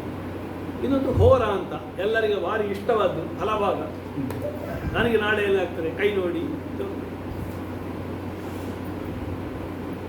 ಅದಕ್ಕೆ ಬೃಹತ್ ಜಾತಕಂ, ಜಾತಕ ವಾರಿಜಾತಃ, ಪ್ರಶ್ನ ಮಾರ್ಗಂ, ಪ್ರಶ್ನ ಅಂತ ಇನ್ನೊಂದು ವಿಷಯ. ಜಾತಕ ಅಂತ ಹೇಳಿದರೆ ನಾವು ಜನಿಸುವಾಗ ಗ್ರಹ ಸ್ಥಿತಿಯನ್ನು ತೋರಿಸುವಂತಹ ಒಂದು ಕುಂಡಲಿ. ಕಲವು ಭೂಪತನಂ ಸ್ಮೃತಂ ಅಂತ ಹೇಳಿದ್ದಾರೆ, ಅದು ಮಧ್ಯಾಹ್ನ. ಗರ್ಭಾಧಾನ ಕಾಲವೇ ಸರಿಯಾದ ಕಾಲ, ಸಚ ದುರೂಹ ಅಂತ ಹೇಳಿದ್ದಾರೆ. ಅದು ನಮಗೆ ಸಾಧ್ಯ ಇಲ್ಲ ಯಾವಾಗ. ಯಾಕೆಂದರೆ ಈ ಹೊಟ್ಟೆಯಲ್ಲಿಯೇ ಇರುವಾಗ ಕಲಲ ಘನ ಅಂಕುರ ಅಸ್ಥಿ ಚರ್ಮಾಂಗಜ ಚೇತನತಾ ಸಿತಕೃಜ ಜೀವ ಚಂದ್ರಾರ್ತಿ ಬುಧಾ ಪರತಃ ಅಂತ ಹೊಟ್ಟೆಯಲ್ಲಿ ಮಗು ಇರುವಾಗ ಅದು ಕಲಲ ಅಂತ ಒಂದು ಮಿಕ್ಸ್ಡ್ ಒಂದು ಆಗಿರ್ತದೆ. 3 ತಿಂಗಳಾಗಿ ಮತ್ತೆ ಅದು ಘನ ರೂಪಕ್ಕೆ ಬರ್ತದೆ. ಮತ್ತು ಅಂಕುರ, ಅದರಲ್ಲಿ ಸ್ವಲ್ಪ ಏನೋ ಒಂದು ಬೆಳವಣಿಗೆ ಉಂಟಾಗಿ, ಆಮೇಲೆ ಅಸ್ಥಿ ಎಲುಬು, ಆಮೇಲೆ ಚರ್ಮ, ಆಮೇಲೆ ಅಂಗಜ ರೋಮಗಳು, ಚೇತನ 7ನೇ ತಿಂಗಳಲ್ಲಿ ಚೈತನ್ಯ ಬರುತ್ತೆ. ಆದ್ದರಿಂದ ನಾವು ಸೀಮಂತ ಮಾಡೋದು 7ನೇ ತಿಂಗಳು. ಯಾಕೆ ಅಂತ ಮಗುವಿಗೆ ನಿಮ್ಮ ಎಲ್ಲ ವೈದ್ಯರಿದ್ದೀರಿ, ನಾನು ಆ ಶಾಸ್ತ್ರದಲ್ಲಿ ಹೇಳಿರುವ ವಿಚಾರ ಹೇಳೋದು, ಒಂದೊಂದು ಆ ತಿಂಗಳಿಗೆ ಒಬ್ಬೊಬ್ಬ ಗ್ರಹರು ಅಧಿಪತಿಗಳಾಗಿರ್ತಾರೆ. ಅವರ ಏನಾದರೂ ಅಲ್ಲಿ ದೋಷಗಳಿದ್ದರೆ ಆ ಸಮಯದಲ್ಲಿ ಆ ದೋಷ ಆ ಮಗುವಿಗೆ ಬಂದು ಬೀಳ್ತದೆ. ಜನನ ಅಂತ ಹೇಳಿದರೆ ಮಧ್ಯಕಾಲ, ಮಧ್ಯಮ ಕಾಲ ಅಂತ ಹೇಳಿದ್ದಾರೆ. 100ಕ್ಕೆ 100 ಸರಿ ಬರಲಿಕ್ಕೆ ಜನನ ಕಾಲವನ್ನು ನಾವು ಇಟ್ಟುಕೊಂಡು ಜಾತಕ ಮಾಡ್ತೇವಲ್ಲ, ಈ ಜಾತಕದಲ್ಲಿ 100ಕ್ಕೆ ಮಧ್ಯಮ ಕಾಲ.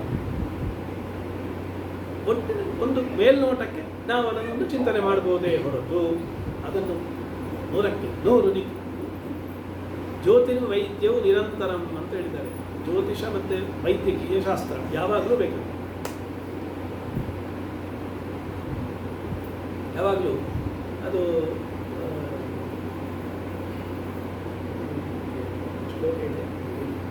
ಅಂತೂ ಜ್ಯೋತಿಷ ಮತ್ತು ವೈದ್ಯಕೀಯ ಎರಡೂ ಕೂಡ ಅದು ಜ್ಯೋತಿಷಿಯ ಅಥವಾ ವೈದ್ಯರ ಒಂದು ಪ್ರಯತ್ನ ಆದ ನಂತರವೂ ಇನ್ನೊಂದು ಅದರಲ್ಲಿ ಮೇಲೆ ಒಂದು ಇದೆ. ಈಗ ಜ್ಯೋತಿಷಿಯಾದವನು ಅವನೆಲ್ಲ ಸರಿ ಮಾಡ್ಬೋದಲ್ಲ, ಅವನ ಮನೆಯದು ಎಲ್ಲ ಕಂಪ್ಲೀಟ್ ಸರಿ. ಭಾಸ್ಕರಾಚಾರ್ಯ ಉದಾಹರಣೆ ಕೊಟ್ಟೆಲ್ಲ. ಬಿಯಾಂಡ್ ದ್ಯಾಟ್ ಉಂಟು ವಿಷಯ.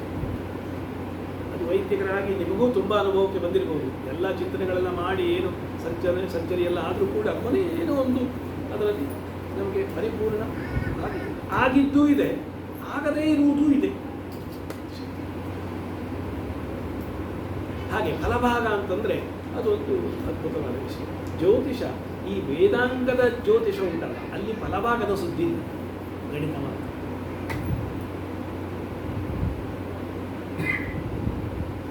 ಜ್ಯೋತಿಷದಲ್ಲಿ ತುಂಬ ವಿಚಾರಗಳುಂಟು, ನಿಮಗೆ ಸಮಯ ಈಗ ಇಲ್ಲ. ಇನ್ನೊಂದು ಕೊನೆಯದು ಕಲ್ಪ ಅಂತ ಇನ್ನೊಂದು ವೇದಾಂತ ಶಾಸ್ತ್ರ. ಶಿಕ್ಷಾ ವ್ಯಾಕರಣಂ ಛಂದಃ ನಿರುಕ್ತಂ ಜ್ಯೋತಿಷಂ ಕಲ್ಪ ಅಂತ. ಕಲ್ಪ ಅಂತಂದರೆ ಯಜ್ಞಯಾಗಾದಿಗಳ ವಿವರಣೆಯನ್ನು ಮಾಡುವಂತಹ ಒಂದು ಶಾಸ್ತ್ರ. ಅದರಲ್ಲಿ ಶಿಲ್ಪಸೂತ್ರ, ಶ್ರೌತಸೂತ್ರ, ಆಮೇಲೆ ಗೃಹ್ಯಸೂತ್ರ, ಧರ್ಮಸೂತ್ರ ಅಂತ 4 ವಿಭಾಗ ಉಂಟು. ಶಿಲ್ಪಸೂತ್ರ ಅಂತ ಹೇಳಿದರೆ ಯಜ್ಞ ವೇದಿಗಳನ್ನೆಲ್ಲ ಎಷ್ಟೆಷ್ಟು ಇಡಬೇಕು, ಯಾವ ಯಾವ ಯಾಗಕ್ಕೆ ಯಾವ ಯಾವ ವೇದಿಕೆಗಳು ಹೇಗೆ ಹೇಗೆ ಇರಬೇಕು, ಎಲ್ಲ ಲೆಕ್ಕಾಚಾರಗಳು ಶಿಲ್ಪಸೂತ್ರಗಳು. ಇನ್ನೊಂದು ಗೃಹ್ಯ ಸೂತ್ರ ಅಂತ ಉಂಟು. ನಮಗೆ ಬೇಕಾಗಿರುವಂಥದ್ದು ಬೋಧಾಯನರು ಬರೆದಿದ್ದಾರೆ, ಆಶ್ವಲಾಯನರು ಬರೆದಿದ್ದಾರೆ, ಆಪಸ್ತಂಭರು ಬರೆದಿದ್ದಾರೆ ಮಹರ್ಷಿಗಳು. ನಮಗೆ ಬೋಧಾಯನ ಮಹರ್ಷಿಗಳ ವಚನ ಪ್ರಮಾಣ. ಗೃಹ್ಯ ಸೂತ್ರವನ್ನು ಬರೆದಿದ್ದಾರೆ. ಗೃಹ್ಯ ಸೂತ್ರದಲ್ಲಿ ಗೃಹಸ್ಥನಾದವನು ಯಾವ ಯಾವ ಸಂಸ್ಕಾರಗಳನ್ನು ಮಾಡಬೇಕು, ಜನಿಸಿದವನಿಗೆ ಏನು, ಮರಣ ಆದವನಿಗೆ ಯಾವ ಸಂಸ್ಕಾರಗಳು ಏನೆಲ್ಲ ಮಾಡಬೇಕು ಅಂತ ಗೃಹ್ಯ ಸೂತ್ರದಲ್ಲಿ ಸೂತ್ರ ಮೂಲಕ, ಸೂತ್ರ ಬಹಳ ಸಣ್ಣ ಸಣ್ಣ ಸೂತ್ರದ ಮೂಲಕ ತಿಳಿಸಿಕೊಟ್ಟಿದ್ದಾರೆ ಗೃಹ್ಯ ಸೂತ್ರ.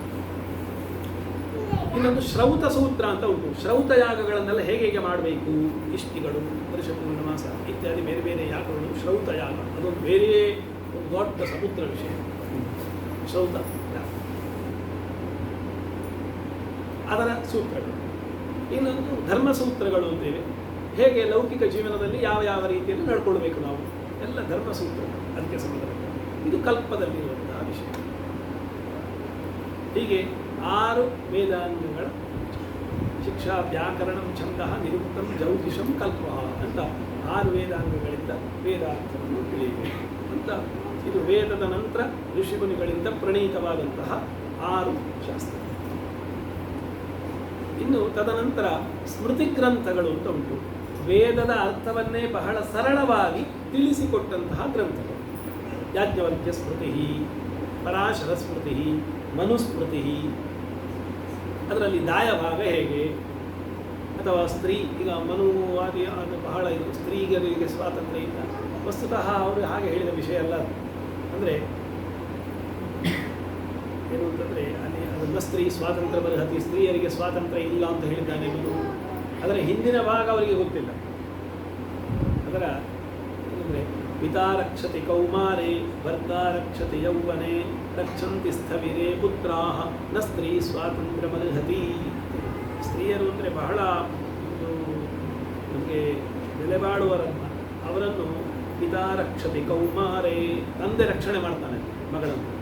ಭರ್ತಾ ರಕ್ಷತೆ ಯೌವನೆ, ಗಂಡನಾದವನು ಯೌವನದಲ್ಲಿ ರಕ್ಷಣೆ ಮಾಡ್ತಾನೆ. ಮಕ್ಕಳು ಪುತ್ರಾಹ ಸ್ಥವಿರೇ ರಕ್ಷಣೆ, ಮಕ್ಕಳು ವೃದ್ಧಾಪ್ಯದಲ್ಲಿ ರಕ್ಷಣೆ. ನ ಸ್ತ್ರೀ ಸ್ವಾತಂತ್ರ್ಯ, ಒಬ್ಬೊಬ್ಬಳಿಗೆ ಸ್ವಾತಂತ್ರ್ಯ ಇಲ್ಲ ಅಂತ ಆವಾಗ. ಅಂದರೆ ಅವಳಿಗೆ ಒಂದು 12 ಗಂಟೆಗೆ ರಾತ್ರಿ ಒಬ್ಬಳೆ ಹೋದರೆ ಏನು ಅಂತ ಸ್ತ್ರೀಯರು ಅಂದರೆ ಬಹಳ ಒಂದು ನಮಗೆ ಬೆಲೆಬಾಳುವ ಒಂದು ನಮ್ಮ ಭಾಗ್ಯ. ಅದನ್ನು ಹೇಗೆ ರಕ್ಷಣೆ ಮಾಡಬೇಕು ಅಂತ ಅವ ಹೇಳಿದ್ದು ಮನುಸ್ಮೃತಿ. ಅದನ್ನು ವಿಪರೀತಾರ್ಥ ಮಾಡಿದರೆ ಅದಕ್ಕೆ ನಾವು ಏನು ಮಾಡಿಲ್ಲ. ಹಾಗೆ ಪರಾಶರ ಸ್ಮೃತಿ ಮತ್ತು ಯಾಜ್ಞವಲ್ಕ್ಯ ಸ್ಮೃತಿ, ಬೇರೆ ಬೇರೆ ಬೇರೆ ಬೇರೆ ವಿಚಾರ ವೇದಗಳಲ್ಲಿ ಹೇಳಿರುವುದೇ ಇದರಲ್ಲಿ ಸ್ಮೃತಿ ಗ್ರಂಥಗಳಲ್ಲಿ ಉಲ್ಲೇಖವಾಗಿದೆ. ಇನ್ನು ಇತಿಹಾಸ ಪುರಾಣಾಭ್ಯಾಂ ವೇದಂ ಸಮುಪಬ್ರಹ್ಮಯೇತು 18 ಪುರಾಣಗಳುಂಟು. ಭಗವಾನ್ ವೇದವ್ಯಾಸರಿಂದ ರಚಿತವಾದ್ದು ಅಂತ ಹೇಳ್ತಾರೆ. 18 ಉಪಪುರಾಣಗಳುಂಟು.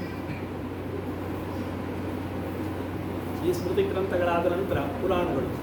ಆ ಪುರಾಣಗಳು ಅದರ ಅನುಪೂರ್ವಿಯಲ್ಲಿ ಬರ್ತಾ ಇರುವುದು. ನಾನು ವೇದಗಳು, ವೇದಾಂಗಗಳು, ಶಾಸ್ತ್ರ, ಅದರ ವೇದಾಂಗ, ಆಮೇಲೆ ಈ ಸ್ಮೃತಿ ಗ್ರಂಥಗಳು, ಆಮೇಲೆ ಪುರಾಣಗಳು.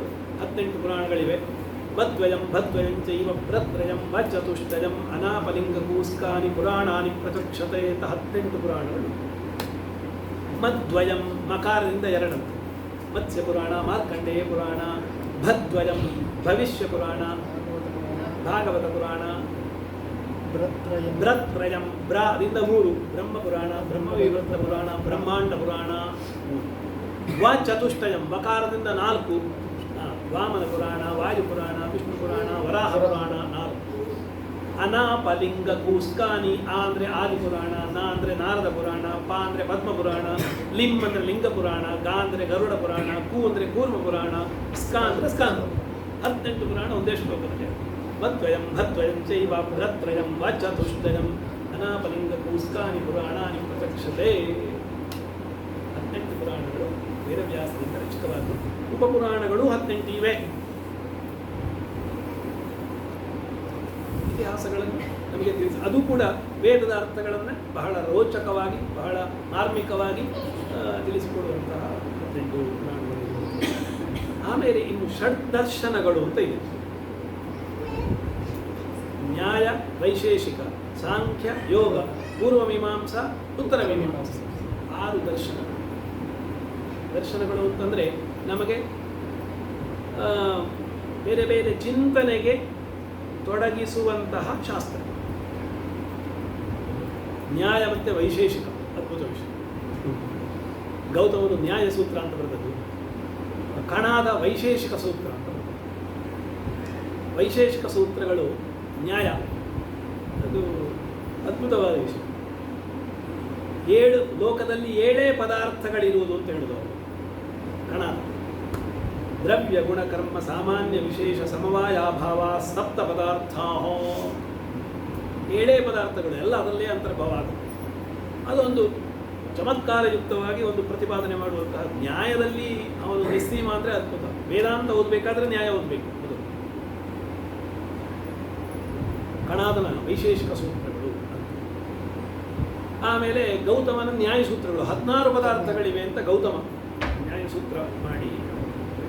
ಹಾಗೆ ನ್ಯಾಯ ಮತ್ತು ವೈಶೇಷಿಕ ಇದೆರಡು ಅದ್ಭುತವಾದ ವಿಷಯ. ಅದನ್ನು ಹೇಳುವುದು ಅಂತಂದರೆ ಬಹಳ ಚತುರಮತಿ ಇರಬೇಕು. ನ್ಯಾಯ ವೈಶೇಷಿಕ ಸೂತ್ರ ಅದನ್ನೆಲ್ಲ ಅಧ್ಯಯನ ಮಾಡಲಿಕ್ಕೆ. ನ್ಯಾಯದಲ್ಲಿ ವಿದ್ವಾನ್ ಅಂದರೆ ತರ್ಕ ವಿದ್ವಾನ್, ಅದೆರಡಕ್ಕೆ ಸೇರಿ ತರ್ಕ ಅಂತ ಹೆಸರು. ನ್ಯಾಯ ಮತ್ತು ವೈಶೇಷಿಕಕ್ಕೆ ಸೇರಿ ತರ್ಕ ಅಂತ ಹೆಸರು. ಊಹಸ್ತರ್ಕ. ತರ್ಕ ಅಂದರೆ ಏನು? ಊಹೆ ಮಾಡು. ಉದಾಹರಣೆಗೆ ಪರ್ವತೋ ವನ್ನಿಮಾನ್ ಧೂಮಾತ್ ಅಂತ ಅನುಮಾನ. ಪರ್ವತದಲ್ಲಿ ನಿಮಗೆ ಹೊಗೆ ಕಾಣ್ತಾ ಉಂಟು, ಬೆಂಕಿ ಉಂಟೆ ಅನುಮಾನ. ಪರ್ವತೋ ವನ್ನಿಮಾನ್ ಧೂಮಾನ್, ಅದಕ್ಕೆ ಅನುಮಾನ ಅಂತ ಹೆಸರು. ಪ್ರತ್ಯಕ್ಷ ಗಲಿತಮಪ್ಯರ್ಥಂ ಅನುಮಾನೇನ ಬುಭುತ್ಸಂತೆ ತರ್ಕರಸಿಕ. ಪ್ರತ್ಯಕ್ಷವಾಗಿ ಕಂಡರೂ ಕೂಡ ಅನುಮಾನದಿಂದ ಅದನ್ನು ವೇದು ಬುಸುಗುಟ್ತಾರೆ. ಯಾರು? ತರ್ಕರಸಿಕ. ಅದರಲ್ಲಿ ಉದಯನಾಚಾರ್ಯರು ಅಂತ ಇತ್ತು, ಅದ್ಭುತ ನ್ಯಾಯ ಕುಸುಮಾಂಜಲಿ ಅಂತ ಗ್ರಂಥ. ಅವರು ದೇವರಿಗೆ ಥ್ರೆಟ್ ಕೊಟ್ಟಿದ್ದಾರೆ. ದೇವರ ಹತ್ರ ಏನು ಹೇಳೋದು ಅಂತಂದರೆ, ಐಶ್ವರ್ಯ ಮದಮತ್ತೋಸಿ ಮಾಂ ಅವಿಜ್ಞಾಯ ವರ್ತಸೆ. ಅವರಿಗೇನೋ ಕಷ್ಟವಂತಂತೆ, ಹಾಗೆ ದೇವರಿಗೆ ಹೇಳುದು, ಎಲೈ ದೇವರೇ, ನೀನೀಗ ಐಶ್ವರ್ಯ ಮದಮತ್ತನಾಗಿದ್ದಿ, ನನ್ನನ್ನು ಅವಿಜ್ಞಾಯ ವರ್ತಸೆ, ನನ್ನನ್ನು ತಿಳಿದುಕೊಳ್ಳದೆ ನೀನಿದ್ದಿ. ಆದರೆ ಏನು ಆಸೀನೇಶು ಅಲ್ಲ ಬೌದ್ಧೇಶು ಮದಧೀನಾತ್ ಅವಸ್ಥಿತಿ. ಎಲ್ಲಾರು ಬೌದ್ಧರು ಬಂದು ನಿನ್ನನ್ನು ಏನಾದರೂ ಅವರು ಇಲ್ಲಾಗಿಲ್ಲ ಅಂತ ಹೇಳಿಬಿಟ್ರೆ ನೀನು ಇದ್ದೀ ಅಂತ, ಅಂದರೆ ಅದನ್ನು ಪ್ರೂವ್ ಮಾಡಲಿಕ್ಕೆ ನಾನು ಬೇಕು, ನನ್ನ ಬಿಟ್ಟು ಬಾ. ಮದಧೀನಾತ್ ಅವಸ್ಥಿತಿ, ದೇವರಿಗೆ ಹೇಳೋದು ಅವರು, ನನ್ನ ಅಧೀನ ಉಂಟು ನಿನ್ನ ಸ್ಥಿತಿ, ಜಾಗ್ರತೆ. ಅಂದರೆ ತರ್ಕದಲ್ಲಿ ಅದ್ಭುತ ಪ್ರಾವೀಣ್ಯ ಉದಯನಾಚಾರ್ಯ. ಹಾಗೆ ಅದೊಂದು ನ್ಯಾಯ ವೈಶೇಷಿಕ ಅಂತ ಒಂದು ದರ್ಶನ. ಆಮೇಲೆ ಸಾಂಖ್ಯ ಯೋಗ ಅಂತ ಸಂಖ್ಯಾತ್ಮಕವಾದ 25 ತತ್ವಗಳು ಅವರು. ಪಂಚ ಭೂತಗಳು, ಪಂಚ ತನ್ಮಾತ್ರಗಳು, ಅದೇ ಇದೆ 11 ಇಂದ್ರಿಯಗಳು, ಪಂಚ ಇಂದ್ರಿಯಗಳು, ಜ್ಞಾನೇಂದ್ರಿಯ 5, ಕರ್ಮೇಂದ್ರಿಯ 5, ಒಂದು ಮನಸ್ಸು, ಆಮೇಲೆ ಪ್ರಕೃತಿ, ಪುರುಷ, ಹೀಗೆ ಒಟ್ಟು ಸಂಖ್ಯಾತ್ಮಕವಾಗಿ 20. ಸಾಂಖ್ಯ ಕಪಿಲ ಮಹರ್ಷಿ, ಯೋಗ ಪತಂಜಲಿ ಮಹಾಭಾಷ್ಯ, ಪತಂಜಲಿ ಮಹಾಮಂತ್ರಗಳು ಬರೆದಿದೆ. ಇನ್ನು ಪೂರ್ವಮೀಮಾಂಸಾ, ಉತ್ತರ ಮೀಮಾಂಸಾ. ಪೂರ್ವಮೀಮಾಂಸದಲ್ಲಿ ಎಲ್ಲ ವೇದ ಕರ್ಮಕಾಂಡಗಳಿಗೆಲ್ಲ ವಿವರಣೆಗಳಿರುವಂಥದ್ದು. ಎಲ್ಲ ಯಾವ ರೀತಿಯಲ್ಲಿ ಆ ಯಜ್ಞಯಾಗಾದಿಗಳನ್ನೆಲ್ಲ ಆಚರಣೆ ಮಾಡಬೇಕು ಅಂತ ಪ್ರತಿಯೊಂದು ಮಂತ್ರಕ್ಕೆ ಅರ್ಥಗಳು. ನನ್ನ ಅಣ್ಣ ಅನಂತಕೃಷ್ಣ ಭಟ್ ಅಂತ ಅವ ಪೂರ್ವಮೀಮಾಂಸಾ ಶಾಸ್ತ್ರ ವಿದ್ವಾನ್, ಜೈಮಿನಿ ಸೂತ್ರರು. ಉತ್ತರ ಮೀಮಾಂಸಾ ಅಂದರೆ ವೇದಾಂತ. ಶಂಕರ ಭಗವತ್ಪಾದರು ಅದ್ವೈತ ವೇದಾಂತ, ದ್ವೈತ ಮಧ್ವಾಚಾರ್ಯರು, ವಿಶಿಷ್ಟಾದ್ವೈತ ರಾಮಾನುಜಾಚಾರ್ಯರು. ಗೊತ್ತೇ ಇದೆ ನಿಮಗೆ. ವೇದಾಂತದಲ್ಲಿ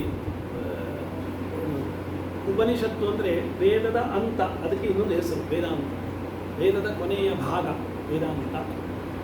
ವೇದಾಂತ ಕೇಸರಿ. ವೇದಾಂತ ಅಂದರೆ ಅದು ಅಧ್ಯಾತ್ಮಕ್ಕೆ ಜ್ಞಾನಕಾಂಡ. ಪೂರ್ವಮೀಮಾಂಸಾ ಅಂದರೆ ಕರ್ಮಕಾಂಡ, ಈ ಕರ್ಮಗಳಿಂದ ಏನು ಅಂತ ಜಿಜ್ಞಾಸೆ. ಉತ್ತರ ಮೀಮಾಂಸಾ ಅಂದರೆ ಜ್ಞಾನಕಾಂಡ, ಜ್ಞಾನದಿಂದ ಮೋಕ್ಷ ಅಂತ ಪ್ರತಿಪಾದನೆ ಮಾಡುವಂತಹ ಒಂದು ಅದ್ಭುತವಾದ ವಿಷಯ. ಇಷ್ಟು ವಿಷಯ ಇನ್ನು ಮುಂದೆ ವಿಚಾರಗಳು ಉಂಟು. ಸಮಯ ಎಲ್ಲಿವರೆಗೆ ಬಂತು ನನಗೆ ಗೊತ್ತಿಲ್ಲ. ಹಾಗೆ ಒಂದು ಹಂತಕ್ಕೆ ಇಲ್ಲಿಗೆ ಒಂದು ಮುಕ್ತಾಯ ಮಾಡೋಣ ಅಂತ ಅನಿಸ್ತದೆ ನನಗೆ. ಮತ್ತು ಏನಾದರೂ ನಿಮ್ಮ ಜಿಜ್ಞಾಸೆಗಳಿದ್ದರೆ, ನನಗೆ ಉತ್ತರ ಗೊತ್ತಿದ್ದರೆ ಹೇಳ್ತೇನೆ. ಯಾಕಂದರೆ ನಾನೇನು ಸರ್ವಜ್ಞ ಅಲ್ಲ, ನಾನು ನಿಮ್ಮ ಹಾಗೆ ಇನ್ನು ವಿದ್ಯಾರ್ಥಿಯೇ, ಕಲಿಯುವವನೇ. ಯಾಕಂದರೆ ಕಲಿಯುವುದು ಮುಗಿಯುವುದು ಅಂತ ಇಲ್ಲ, ಪಾಠ ಹೇಳುವಾಗ ಇನ್ನೂ ಹೆಚ್ಚು ಕಲಿಬೇಕಾಗ್ತದೆ. ಇದರಲ್ಲಿ ಕಾವ್ಯಗಳು ಮತ್ತು ಮಹಾಕಾವ್ಯಗಳು ಎಲ್ಲಿ ಬರ್ತವೆ? ಕಾವ್ಯ ಕೋಶ ಅದು ಸಾಹಿತ್ಯಶಾಸ್ತ್ರ, ಅಲಂಕಾರ ಶಾಸ್ತ್ರ ಎನ್ನುವಂತಹ ವಿಚಾರ. ಅದರಲ್ಲಿ ಪಂಚಮಹಾಕಾವ್ಯಗಳು, ಮಹಾಕಾವ್ಯ ಆಗಬೇಕಾದ್ರೆ ಇಂತಿಂತಹ ಅದರ ಕಾವ್ಯದಲ್ಲಿ ವರ್ಣನೆಗಳಿರಬೇಕು ಅಂತ ನಿಯಮ ಇದೆ. ಒಂದು ವಂಶದ ವರ್ಣನೆ ಇರಬೇಕು, ಅದಕ್ಕೆ ಉದ್ದಕ್ಕೂ ಒಬ್ಬ ನಾಯಕ ಇರಬೇಕು, ಆಮೇಲೆ ಸಮುದ್ರ ವರ್ಣನೆ ಇರಬೇಕು, ಅರಣ್ಯದ ವರ್ಣನೆ ಇರಬೇಕು. ಹೀಗೆ ಬೇರೆ ಬೇರೆ ಈ ರೀತಿಯ ಎಲ್ಲ ನಿಯಮಗಳನ್ನು ಒಳಗೊಂಡಿದ್ದರೆ ಮಾತ್ರ ಅದಕ್ಕೆ ಮಹಾಕಾವ್ಯ. ಪಂಚಮಹಾಕಾವ್ಯಗಳಿವೆ. ಅದರಲ್ಲಿ ಕಾಳಿದಾಸ 2 ಮಹಾಕಾವ್ಯಗಳು ಬರೆದಿದ್ದಾರೆ, ರಘುವಂಶ ಮತ್ತು ಕುಮಾರ ಸಂಭವ ಅಂತ 2 ಮಹಾಕಾವ್ಯ. ಆಮೇಲೆ ಭಾರವಿ ಎನ್ನುವವನು ಕಿರಾತಾರ್ಜುನೀಯಂ ಅಂತ ಬರ್ತದ್ದು. ಆಮೇಲೆ ಮಾಘ ಎನ್ನುವವನು ಶಿಶುಪಾಲ ವಧಂ ಅಂತ ಬರ್ತದ್ದು. ಆಮೇಲೆ ಶ್ರೀಹರ್ಷ ಎನ್ನುವವನು ನೈಷಧಂ, ನಿಷಧ ದೇಶದ ರಾಜ ನಳಮಹಾರಾಜನ ಕಥೆ ನೈಷಧಂ. ಮಾಘ ಶಿಶುಪಾಲ ವಧಂ, ಶಿಶುಪಾಲ ದಂತವಕ್ರ ಇರಲಿಲ್ಲ. ಶಿಶುಪಾಲನನ್ನು ವಸುದೇವನ ತಂಗಿಯ ಮಗ ಶಿಶುಪಾಲ. ಅವನಿಗೆ 3 ಕಣ್ಣು 4 ಕೈಯೆಲ್ಲ ಇತ್ತು ಹುಟ್ಟುವ ಶಿಶುಪಾಲನಿಗೆ. ಹಾಗೆ ಅತ್ತೆಯ ಮಗ ಅಂತ ಕೃಷ್ಣ. ಅದು ಋಷಿಮುನಿಗಳು ಏನು ಹೇಳಿದ್ದಾರೆ ಅಂತಂದರೆ, ಋಷಿಗಳು ಇವನನ್ನು ಯಾರು ಬಂದು ಎತ್ತಿಕೊಂಡಾಗ ಇವನಿಗೆ ಮೊದಲಿನ ಸ್ವರೂಪ 2 ಕಣ್ಣು ಎಲ್ಲ ಕೈ ಮನುಷ್ಯರಾಗ ಆಗ್ತಾನೋ ಅವನಿಂದಲೇ ಅವನಿಗೆ ಮರಣ. ಹಾಗೆ ಅತ್ತೆಯ ಮಗನನ್ನು ಕೃಷ್ಣ ಹೋಗಿ ಎತ್ತಿಕೊಂಡಾಗ ಇವ ಕರೆಕ್ಟ್ ಅವರು ಸರಿ ಆಯಿತು ಶಿಶುಪಾಲನಿಗೆ. ಎಲ್ಲ ಕರೆಕ್ಟು. ಆವಾಗ ಅವನ ತಾಯಿಗೆ ಮಂಡೆ ಬಿಸಿ ಆಯಿತು, ಇವನಿಂದಲೇ ಮರಣ ಅಂತ ಹೇಳಿದರು. ಹಾಗೆ ಕೃಷ್ಣನಿಗೆ ಮೊದಲಿಗೆ ನೋಡಪ್ಪ ಇವನ್ ಅತ್ತೆಯ ಮಗ ನೋಡಿಕ ಸರಿಯಾಗಿ ಕೃಷ್ಣನಿಗೆಲ್ಲ ಒಂದು ಹೇಳಿ ಇದು ಆಯಿತು. ಅತ್ತೆಗೆ ಮಾತು ಕೊಟ್ಟವ ಏನಂತಂದರೆ, ನನ್ನನ್ನು ಬೈಯೋದು ಎಷ್ಟು 100 ಬೈಯುವವರೆಗೆ ಕಾಯ್ತಾನೆ, ಮತ್ತೆ ನನ್ನನ್ನು ನಿಂದನೆ ಮಾಡಿದ್ರು ನಾನು ಮತ್ತೆ ನೋಡಿ ಆ ಸಭೆಯಲ್ಲಿ ಅವನಿಗೆ ಅಗ್ರ ಪೂಜೆ ಯಾರಿಗೆ ಸಲ್ಲಬೇಕು ಅಂತ ಹೇಳುವಾಗ ಏನು ಬೈಕ 100 ಬೈಯುವವರೆಗೆ ಸುಮ್ಮನೆ ಕೂತಿದ್ದಾರೆ. 101 ಬೈಕು ಸುದರ್ಶನ ಚಕ್ರ. ಅದು ಮಾಘನ ಕಾವ್ಯ ವಸ್ತು. ಭಾರವಿ ಕಿರಾತಾರ್ಜುನಿ ಎಂಬಂತ ಕಿರಾತ ಮತ್ತು ಅರ್ಜುನ. ಕಿರಾತ ಅಂದರೆ ಶಿವನ ರೂಪದಲ್ಲಿ ಬಂದ ಕಿರಾತ ಅರ್ಜುನ, ಅವರಿಬ್ಬರ ಪರಸ್ಪರ ಒಂದು ಜಗಳ, ಅದು ಯುದ್ಧ. ಕೊನೆಗೆ ಪಾಶುಪತಾಸ್ತ್ರ ಅರ್ಜುನನಿಗೆ ಕೊಡುವಂತಹ ಕಥಾವಸ್ತು ಕಿರಾತಾರ್ಜುನೀಯ. ರಘುವಂಶ ಕುಮಾರ ಸಂಭವ. ಕಾಳಿದಾಸ 2 ಮಹಾಕಾವ್ಯ ಬರೆದಿದ್ದಾನೆ. ಒಬ್ಬನಿಗೆ ಒಂದು ಜೀವನದಲ್ಲಿ 1 ಮಹಾಕಾವ್ಯ ಬರೆಯುವುದೇ ಬಹಳ ದುರ್ಭರ, ಭಾರಿ ಕಷ್ಟ. 2 ಮಹಾಕಾವ್ಯ ರಘುವಂಶ ಅಂತ. ನೋಡಿ, ದಿಲೀಪ, ರಘು, ಅಜ, ದಶರಥ, ರಾಮ, ಲಕ್ಷ್ಮಣ, ಭರತ, ಶತ್ರು. ದಿಲೀಪನಿಂದ ಶುರುವಾಗಿದೆ ಸೂರ್ಯವಂಶದ ಅರಸರ ಕಥೆ. ಅದು ಮೊದಲಿನ ಇಕ್ಷ್ವಾಕು ಅಂತ ರಾಜ, ಇಕ್ಷ್ವಾಕು ವಂಶ. ಅದರಲ್ಲಿ ದಿಲೀಪ ಬಂದದ್ದು. ದಿಲೀಪನ ಮಗ ರಘು, ರಘುವಿನ ಮಗ ಅಜ, ದಶರಥ, ರಾಮವಂಶ ಅಂತ ಇಲ್ಲ, ರಘುವಂಶ. ಯಾಕೆಂದರೆ ರಘು ಅವನು ದಾನಶೂರ. ನಾ ಬಂದು ವಿಪ್ರೋತ್ಸಂಗೆ ಸರ್ವಮಾವಜ್ಯವಿತ್ತಂ, ಎಲ್ಲರಿಗೆ ದಾನ ಮಾಡಿ ಮಾಡಿ ಮಾಡಿ ಮಾಡಿ ಒಬ್ಬ ಬಂದು ಕೇಳುವಾಗ ಅವನ ಹತ್ರ ಏನಿಲ್ಲ ಕೊಡಲಿಕ್ಕೆ ರಘುವಿಗೆ. ಹಾಗೆ ಅವನ ಕೋಶದಲ್ಲಿ ಹೋಗಿ ಅಳುತ್ತಾ ಕೂತಿದ್ದಾನೆ. ಆವಾಗ ಸುವರ್ಣ ವೃಷ್ಟಿ ಆಯ್ತಂತೆ ಕೋಶ. ಎಷ್ಟು ಸಂತೋಷ ಆಯಿತು ಅಂದರೆ ಎಲ್ಲ ಬಾಚಿಕೊಂಡೋಗಿ ಅವನಿಗೆ ಕೊಟ್ಟದ್ದು, ಕೊಡಲಿಕ್ಕೆ ಸಂತೋಷ ಆಗ್ತದೆ ಅವನಿಗೆ, ನನಗೆ ಬಂತಲ್ಲ ಅಂತಲ್ಲ. ಹಾಗೆ ಯಾರು ದಾನ ಮಾಡಿದ್ದಾರೆ ಅವರ ಹೆಸರು ರಾಮ. ಆ ವಿಷ್ಣುವಿನ ಅವತಾರವೇ ರಾಮವಂಶ ಅಂತ ಅವನಿಗೆ ಬರಿಬೋದಿತ್ತಲ್ಲ ಕಾಳಿದಾಸಲ್ಲಿ. ರಘುವಂಶ. ಇನ್ನೊಂದು ಕುಮಾರ ಸಂಭವ, ಕಾರ್ತಿಕೇಯನ ಜನನ. ಸಂಭವ ಅಂದರೆ ಜನನ, ಶಿವಪಾರ್ವತಿಯರ ವಿವಾಹ, ಆಮೇಲೆ ಸುಬ್ರಹ್ಮಣ್ಯ ತಾರಕಾಸುರನ ವಧೆ. ತಾರಕಾಸುರನಿಗೆ ಬ್ರಹ್ಮನಿಂದ ಒಂದು ಅವನಿಗೆ ವರ, ಹುಟ್ಟಿ 7 ದಿನದ ಒಳಗಿನ ಶಿಶುವಿನಿಂದ ಮರಣ ಬರಲಿ. ತಾರಕಾಸುರ ಕೇಳಿದ್ದೆ ಬ್ರಹ್ಮನ ಹತ್ರ, ನನಗೆ ಮರಣ ಬರಬಾರ್ದು ಅಂತ. ಮರಣ ಹುಟ್ಟಿದವನಿಗೆ ಮರಣ ಬಂದೇ ಬರ್ತದೆ, ಅದು ಒಂದು ಬಿಟ್ಟು ಬೇರೆ ಕೇಳು. ಮತ್ತು ಇವು ಆಲೋಚನೆ ಮಾಡಿ ಮಾಡಿ ಪ್ರಕಾಂಡ ವೀರ ತಾರಕಾಸುರ. ಹಾಗೆ ಅವನು ಭಾರಿ ಆಲೋಚನೆ ಮಾಡಿ ಹುಟ್ಟಿ 7 ದಿನದ ಒಳಗಿನ ಶಿಶುವಿನಿಂದ ಮರಣ ಬರಲಿ ಅಂತ ಕೇಳ್ಕೊಂಡು ತಾರಕಾಸುರ. ತಥಾಸ್ತು. ಮತ್ತೇನು, ಅವನು ಇಂದ್ರನನ್ನೇ ಗೆದ್ದವ ಮಾರ. ಇನ್ನು ಈ ಹುಟ್ಟಿ 7 ದಿನ ಶಿಶುವಿಗೆ ಅಂತ ಸಾಧ್ಯವೇ ಇಲ್ಲ, ಮರಣವೇ ಇಲ್ಲ ಅಂತ ಎಲ್ಲರನ್ನು ಹಾಗೆ ಮನಸ್ಸಿಗೆ ಬಂದ ಕೂಡಲೇ ಮತ್ತೆ ವಿನಾಶದ ಬುದ್ಧಿಯೇ ಬರುವುದು ಎಲ್ಲರಿಗೆ. ಹಾಗೆ ಲೋಕ ಕಂಟಕನ ತಾರಕಾಸುರ, ಅವನನ್ನು ವಧೆ ಮಾಡಲಿಕ್ಕೆ ಪಾರ್ವತಿ ಪರಮೇಶ್ವರರ ವಿವಾಹ ಆಗಬೇಕು, ಅದೆಲ್ಲ ವಿಷಯಗಳ ಬಲಿಗಳು. ಪಾರ್ವತಿ ಶಿವನನ್ನು ಪಡೆಯಲಿಕ್ಕೆ ಉಗ್ರವಾದ ತಪಸ್ಸು ಮಾಡಿದ್ದು, ಪಾರ್ವತಿ ಶಿವನನ್ನು ವಿವಾಹವಾಗುವುದು, ಶಿವ ಅವಳನ್ನು ಪರೀಕ್ಷೆ ಮಾಡುವುದು, ಎಲ್ಲ ಕುಮಾರ ಸಂಭವ ಮಹಾಕಾವ್ಯದಲ್ಲಿ ಬರ್ತದೆ. ಪಾರ್ವತಿ ಗರ್ಭಿಣಿಯಾಗಿ ಗಣೇಶ ಅಂತಂದರೆ ಪಾರ್ವತಿ ಜೀವ ಕೊಟ್ಟ ಒಂದು ಶಿಶು. ಸುಬ್ರಹ್ಮಣ್ಯ ಅಂದರೆ ಶಿವನ ತೇಜಸ್ಸಿನಿಂದ ಜನಿಸಿದವ, ಪಾರ್ವತಿ ಗರ್ಭಿಣಿಯಾಗಿ ಜನಿಸಿದ್ದಲ್ಲ. ಷಣ್ಮಾತುರ ಕಾರ್ತಿಕೇಯ. ಹಾಗೆ 7 ದಿನಗಳ ಒಳಗಾಗಿ ಕುಮಾರ ಸಂಭವ. ಹಾಗೆ ಪಂಚಮಹಾಕಾವ್ಯಗಳು ಕಾವ್ಯಗಳು ಇವೆ. ರಾಮಾಯಣ ಮಹಾಭಾರತ ಅದ್ಯಾವ ಅಲ್ಲ ರಾಮಾಯಣ ಮಹಾಭಾರತ ಅದೇ ಈ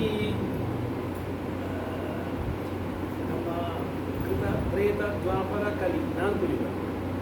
ತ್ರೇತಾಯುಗದಲ್ಲಿ ರಾಮನಿದ್ದ ಕಾಲದಲ್ಲಿಯೇ ವಾಲ್ಮೀಕಿ ಮಹರ್ಷಿಗಳಿದ್ದದ್ದು, ದರೋಡೆಕೋರರಾಗಿದ್ದದ್ದು. ಅವ್ರಿಗೆ ಗೊತ್ತಲ್ಲ ನಿಮಗೆ, ವಾಲ್ಮೀಕಿ ಮಹರ್ಷಿಗಳು ಅಂದರೆ ದರೋಡೆ ಮಾಡ್ತಾ ಇದ್ದದ್ದು. ಅದೇ ದಾರಿಗೆ ಸಪ್ತ ಋಷಿಗಳು ಬಂದರು. ಸಪ್ತ ಋಷಿಗಳು ಬಂದಾಗ ದರೋಡೆ ಮಾಡೋದು ಅವರು. ನಮ್ಮ ಹತ್ರ ಏನುಂಟಪ್ಪ, ನಮ್ಮ ಹತ್ರ ಕಮಂಡಲ್ ಉಂಟು, ಬೇರೆ ಹೀಗೆ ಮಾಡ್ತಾ ಇದ್ದೇನೆ. ಅವರಿಗೆ ಭಾಳ ಬೇಸರ ಆಯಿತು. ದರೋಡೆ ಮಾಡ್ತಾ ಇದೆಯಪ್ಪ ನೀವು, ರಾಮದೇವರ ಜಪ ಮಾಡಬೇಕು, ರಾಮ ಎಷ್ಟು ಮಾಡಬೇಕು, ಎಷ್ಟು ನಿಮಗೆ ಸಾಧ್ಯ ಆಗುತ್ತೆ. 1 ವರ್ಷ ಕಳೆದು ಬಂದಾಗಲೂ ರಾಮ ಅಂತ ಕೂತಿದ್ದಾರೆ. ಆವಾಗಲ್ಲ, ವರ್ಷಗಟ್ಟಲೆ ಒಬ್ಬನಿಗೆ ಜೀವಿತಾವಧಿ, ಈಗಿನ ಆಗಲ್ಲ. ರಾಮ ಅಂತ ಕೂತದ್ದು ಹೇಗೆ ಅಂದರೆ ಅವರೆಲ್ಲ ಬಹಳ ನಿಷ್ಠುರವಾದ್ದು. ಹುತ್ತವೇ ಬೆಳೆದಿದೆ ಅಂತೆ, ಹುತ್ತ. ಅವನು ಕೂತಲ್ಲಿ ಹುತ್ತ ಬೆಳಿಬೇಕಾದ್ರೆ ಅಲ್ತೀಚೆ ಅಲ್ಲಾಡಬಾರ್ದು ನೋಡಿ. ಮರಗಳಿಗೆಲ್ಲ ಹುತ್ತ ಬರುತ್ತೆ ಅಲ್ಲ, ಮರ ಅಲ್ಲಾಡಿದರೆ ಬರಲ್ಲ. ಹಾಗೆ ಕೂತಿದ್ದಾರೆ. ಒಳಗಿನಿಂದ ರಾಮ ಹುತ್ತ ಇಡೀ ಬೆಳೆದಿದೆ. ಸಂಸ್ಕೃತದಲ್ಲಿ ಹುತ್ತಕ್ಕೆ ವಲ್ಮೀಕ ಅಂತ ಹೆಸರು. ಅವರು ಹುತ್ತವನ್ನೆಲ್ಲ ಬಿಡಿಸಿ ಅಲ್ಲಿಂದ ಮೇಲಕ್ಕೆ ಬಂದದ್ರಿಂದ ವಾಲ್ಮೀಕಿ ಅಂತ ಹೆಸರು. ವಲ್ಮೀಕಾತ್ ಭವಃ ವಾಲ್ಮೀಕಿ. ವಾಲ್ಮೀಕಿ ಅಂತ ಹೆಸರು ಆಮೇಲೆ ನಾಮಕರಣ ಮಾಡಿದ್ರು ದರೋಡೆಕೋರ. ಅವರು ವಾಲ್ಮೀಕಿಂದಾಗಿ ಆಮೇಲೆ ಬಹಳ ತಪಸ್ವಿಯಾಗಿದ್ದದ್ದು. ತಮಸಾ ನದಿಗೆ ಸ್ನಾನಕ್ಕೆ ಹೋಗುವಾಗ ಒಬ್ಬ ಬೇಡ 2 ಕ್ರೌಂಚ ಪಕ್ಷಿಗಳು, ಬಹಳ ಗಂಡು ಹೆಣ್ಣು ಪಕ್ಷಿಗಳು, ಬಹಳ ಚೆನ್ನಾಗಿ ಇದ್ದವರು. ಅದರಲ್ಲಿ ಹೆಣ್ಣು ಪಕ್ಷಿಯನ್ನು ಹೊಡೆದುಂಬಿಸಿ, ಗಂಡು ಪಕ್ಷಿಯನ್ನು ಅಂತ ಹೇಳ್ತಾರೆ, ಗಂಡು ಪಕ್ಷಿಯನ್ನು ಹೊಡೆದುಂಬಿಸಿ. ಅದನ್ನು ನೋಡಿ ಬೇಸರ ಆಗಿ ಅವರ ಬಾಯಿಯಿಂದ ಒಂದು ಶ್ಲೋಕ ಹೊರಕ್ಕೆ ಬಂದದ್ದು, ಮಾಡಿದ್ದಲ್ಲ, ಅದಾಗಿ ಬಂದದ್ದು. ಮಾನಿಷಾದ ಪ್ರತಿಷ್ಠಾಂ ಗೌರವ ಶಾಶ್ವತಿ ಸಮಾಹ ಯತ್ ಕ್ರೌಂಚ ವಿಚನಾದೇಕಂ ಅವಧಿ ಕಾಮಮೋಹಿತಂ. ಒಂದರಲ್ಲಿ ಒಂದು ಹೊಂದಿಯಲ್ಲಪ್ಪ ನೀನು ಏಳಿಗೆಯನ್ನೇ ಹೊಂದಬೇಡ, ಬಾಯಿಂದ ಬಂದವರಿಗೆ ಶೋಕ. ಹಾಗೆ ರಾಮಾಯಣ ಇಡೀ ಶೋಕವೇ. 14 ವರ್ಷ ವನವಾಸ, ಕಷ್ಟ, ಸೀತೆ, ರಾಮ ಉಚ್ಚಸ್ತೆ ಗ್ರಹ ಪಂಚಕೆ. 5 ಜನ ಗ್ರಹರು ಉಚ್ಚ ರಾಶಿಯಲ್ಲಿ ಅವರ ರಾಮನ ಜಾತಕದಲ್ಲಿ. 14 ವರ್ಷ ವನವಾಸ ಆಲೋಚನೆ. ಆದರೆ ರಾಮನ ಕೀರ್ತಿಯನ್ನು ಹಾಗೆ ಆ ವಾಲ್ಮೀಕಿ ಮಹರ್ಷಿಗಳು, ಆಮೇಲೆ ನಾರದ ಮಹರ್ಷಿಗಳು ಹೇಳಿ ವಾಲ್ಮೀಕಿ ಮಹರ್ಷಿಗಳು ರಾಮಾಯಣವನ್ನು ಬರೆದರು. ವೇದವ್ಯಾಸರು ಅನಂತರ ದ್ವಾಪರ ಯುಗದಲ್ಲಿದ್ದವರು. ಮಹಾಭಾರತದ ಪಾಂಡವರ ಸಮಕಾಲೀನರು, ಕೌರವ ಪಾಂಡವರ ಅವರು ಮಹಾಭಾರತ. ಹಾಗೆ ಈ ವೇದಾಂಗಗಳು, ಸ್ಮೃತಿ, ಪುರಾಣಗಳು ಅದರ ನಂತರವೇ ಈ ರಾಮಾಯಣ. ವೇದಗಳ ವಿಂಗಡಣೆ ಆದದ್ದು ಈಗ ದ್ವಾಪರ ಯುಗದಲ್ಲಿ. ಆ ವೇದವ್ಯಾಸರು ಅಲ್ಲ, ಅವರ ವೇದವ್ಯಾಸರ ಈ ವರ್ಷಗಳು ಇಷ್ಟು ಅಂತ ವಸಿಷ್ಠ ಮಹರ್ಷಿಗಳು 1000 ವರ್ಷ ಬದುಕಿದ್ರು. ಯಾಕಂದರೆ ದಿಲೀಪನಿಂದಲೇ ಮೊದಲೇ ಅವರು ಅಲ್ಲಿಯ ಕುಲಗುರುಗಳೇ. ಈಗಿನ ನಮ್ಮ ಈ ಕಾಲಮಿತಿಗೂ ಅದಕ್ಕೂ ನಮಗೆ ತಾಳೆ ಆಗುವುದಿಲ್ಲ. ಈಗ ದಿಲೀಪ ಇರುವಾಗಲೂ ಇದ್ರು, ರಘು ಇರುವಾಗಲೂ ಇದ್ರು, ಅಜ ಮಹಾರಾಜ ಇರುವಾಗಲೂ ಇದ್ರು, ದಶರಥ ಮಹಾರಾಜ ಇರುವಾಗಲೂ, ರಾಮ ಇರುವಾಗಲೂ ಇದ್ರು, ಲವಕುಶರು ಇರುವಾಗ ವಸಿಷ್ಠ ಮಹರ್ಷಿಗಳು.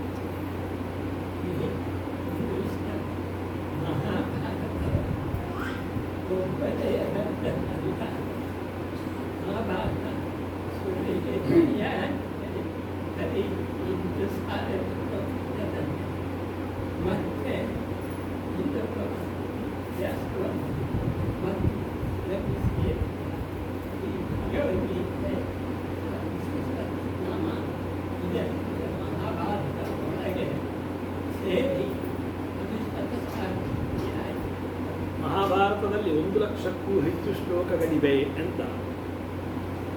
ಈ ಪುರಾಣಗಳನ್ನು ಕೂಡ ವೇದವ್ಯಾಸರು ಬರೆದದ್ದಲ್ಲ ಅಂತ ಒಂದು ವಾದ ಇದೆ.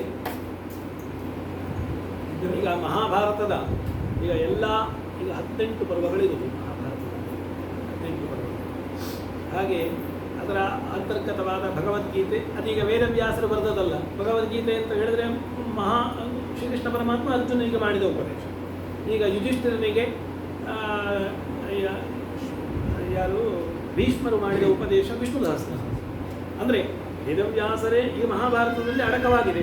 ಆ ರೀತಿಯ ಪ್ರಾಸಂಗಿಕವಾದ ವಿಷಯಗಳು ಅದರಲ್ಲಿ ಬಂದರೂ ಕೂಡ ಒಂದು ಇಡೀ ಸ್ವರೂಪವನ್ನು ನಾವು ಹೇಳುವಾಗ ವೇದವ್ಯಾಸರು ಬರೆದದ್ದು ಅಂತ ಹೇಳುವುದೇ ಹೊರತು ಅದರಲ್ಲಿ ಪ್ರಕ್ಷಿಪ್ತ ಕೆಲವು ವಿಚಾರಗಳು ಇವೆ. ಆದರೆ ಈಗ 18 ಪುರಾಣಗಳನ್ನು ಉಪಪುರಾಣಗಳನ್ನು ವೇದವ್ಯಾಸರು ಬರೆದಿದ್ದಾರೆ. ಅದು ಅಷ್ಟು ಸಮರ್ಥನೀಯ ಅಲ್ಲ. ಇದರಲ್ಲಿ 24,000 ಶ್ಲೋಕಗಳಿರುವುದು ರಾಮಾಯಣದಲ್ಲಿ. ಇದರಲ್ಲಿ 1,00,000ಕ್ಕೂ ಹೆಚ್ಚು ಶ್ಲೋಕಗಳು ಮಹಾಭಾರತದಲ್ಲಿವೆ. ಇದು ಪ್ರಪಂಚದ ಅತಿ ದೊಡ್ಡ ಗ್ರಂಥ ಮಹಾಭಾರತ.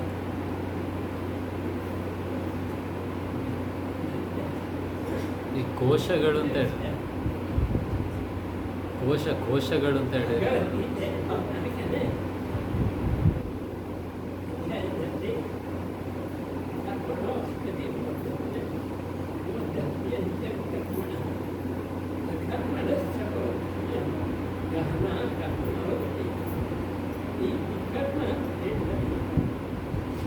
ನಿಷೇಧಾತ್ಮಕವಾದ ಕರ್ಮ, ನಿಷೇಧಾತ್ಮಕ. ಈಗ ವಿಧಿ ನಿಷೇಧ ಕರ್ಮಗಳಲ್ಲಿ 2 ವಿಕರ್ಮ ಅಂತಂದರೆ ನಿಷೇಧಾತ್ಮಕವಾದ ಕರ್ಮಕ್ಕೆ ವಿಕರ್ಮ ಅಂತ ಹೆಸರು. ನಿಷೇಧಾತ್ಮಕ ಮಾಡಬಾರದು, ಸ್ಥೇಯ, ಇದೆಲ್ಲ ನಿಷೇಧಾತ್ಮಕ. ಕೋಶಗಳು ಅಂತ ಹೇಳಿದ್ರೆ ಕೋಶ. ಇದೇ ರೀತಿಯ ನಾಮಲಿಂಗಾನುಶಾಸನಂ ಅಂತ ಅಮರಕೋಶ, ಅದರಲ್ಲಿ ಬೇರೆ ಬೇರೆ ಶಬ್ದಗಳ ಅರ್ಥದ ವಿಚಾರ. ಮೇದಿನಿ ಕೋಶ, ಅಮರಕೋಶ, ಬೇರೆ ಬೇರೆ. ಈಗ ಒಂದು ರೀತಿಯ ಒಂದು ವೊಕ್ಯಾಬ್ಯುಲರಿ ಇದ್ದಾಗೆ ಒಂದು ಶಬ್ದಗಳ ಸಂಗ್ರಹ. ಉದಾಹರಣೆಗೆ ಅಮರ, ನಿರ್ಜರ, ದೇವಾಸ್ತ್ರಿದಶ, ವಿಬುಧಾಸುರಾ, ಸುಪರ್ವಾಣ, ಸುಮನಸಸ್ತ್ರಿದಿವೇಶಾದಿವೌಕಸಃ ಎಲ್ಲ ದೇವತೆಗಳಿಗೆ ಹೆಸರುಗಳು, ಪರ್ಯಾಯ ಹೆಸರು. ಆಪಸ್ತ್ರೀ ಭೂಮ್ ನಿವಾರುವಾರಿ ಸಲಿಲಂ ಕಮಲಂಜಲಂ ವಯಃ ಕೀಲಾಲಮೃತಂ ಜೀವನಂ ಭುವನಂ ವನಂ, ಇದೆಲ್ಲ ನೀರಿಗೆ ಹೆಸರು. ಬೇರೆ ಬೇರೆ ಬೇರೆ ಬೇರೆ. ಹಾಗೆ ಸ್ತ್ರೀಯೋಷಿತ ಬಲಾಯೋಷ ನಾರಿ ಸೀಮಂತಿನಿ ವಧೂ, ಸ್ತ್ರೀಯರಿಗೆ ಹೆಸರು. ಯೋಷ ಅಂತಂದ್ರೂ ಸ್ತ್ರೀ ಅಂತಲೇ ಅರ್ಥ. ಹಾಗೆ ಹೀಗೆ ಕೋಶಗಳಲ್ಲಿ ಬೇರೆ ಬೇರೆ ಶಬ್ದಗಳ ಅರ್ಥಗಳು, ಲಿಂಗಗಳು, ಪುಲ್ಲಿಂಗ, ಸ್ತ್ರೀಲಿಂಗ, ನಪುಂಸಕಲಿಂಗ. ಸಂಸ್ಕೃತದಲ್ಲಿ ಹೇಗೆ ಅಂತಂದರೆ ಶಬ್ದಕ್ಕೂ ಲಿಂಗಕ್ಕೂ ಸಂಬಂಧ. ಕನ್ನಡದಲ್ಲೆಲ್ಲ ಅರ್ಥಕ್ಕೂ ಲಿಂಗಕ್ಕೂ ಸಂಬಂಧ. ಈಗ ಮೇಜು ಇದೆಲ್ಲ ನಪುಂಸಕಲಿಂಗ, ಮರ ನಪುಂಸಕಲಿಂಗ. ಮರ ಎನ್ನುವ ಅರ್ಥವನ್ನು ಏನು ನಾವು ಯೋಚನೆ ಮಾಡ್ತೇವೆ ಅದು ಈಗ ನಪುಂಸಕಲಿಂಗ.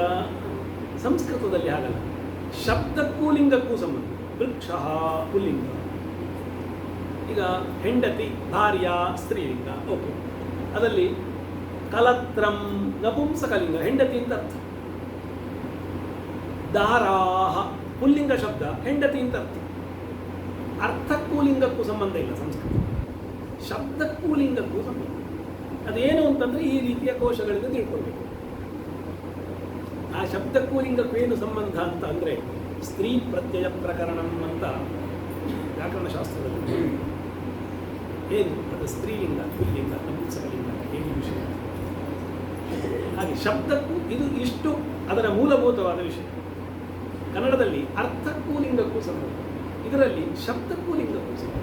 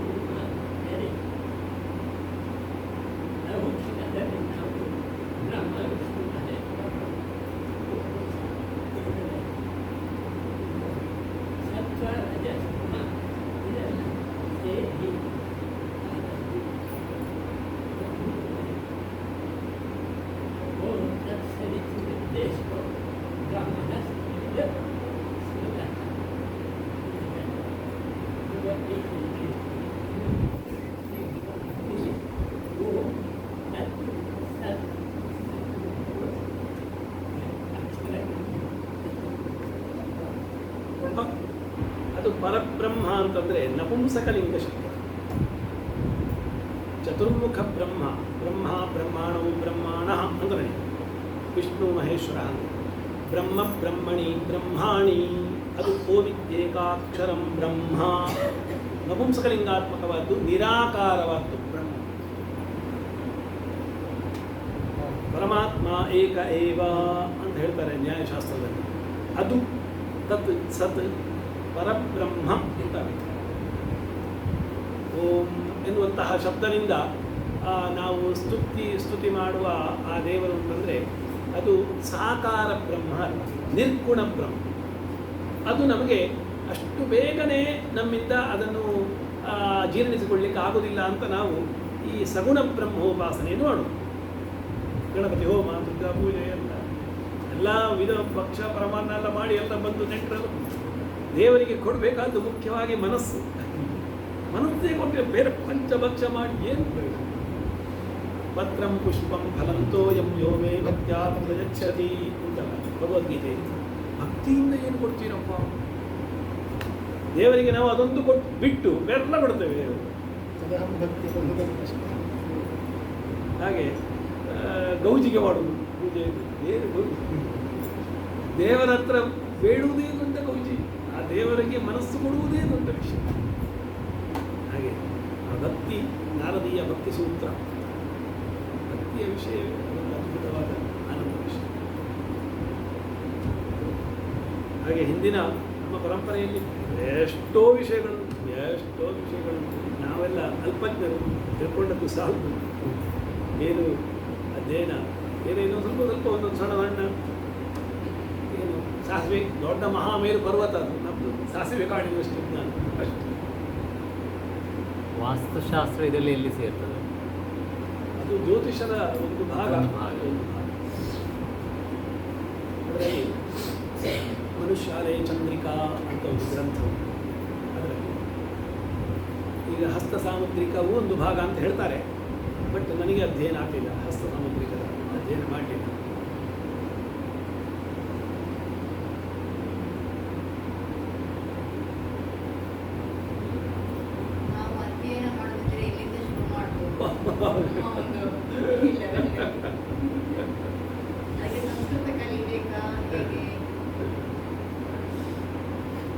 ಅಲ್ಲ, ಈ ವೇದ ಮಂತ್ರಗಳನ್ನೆಲ್ಲ ಅಧ್ಯಯನ ಮಾಡುವ ಪ್ರಮೇಯ ಏನಿಲ್ಲ.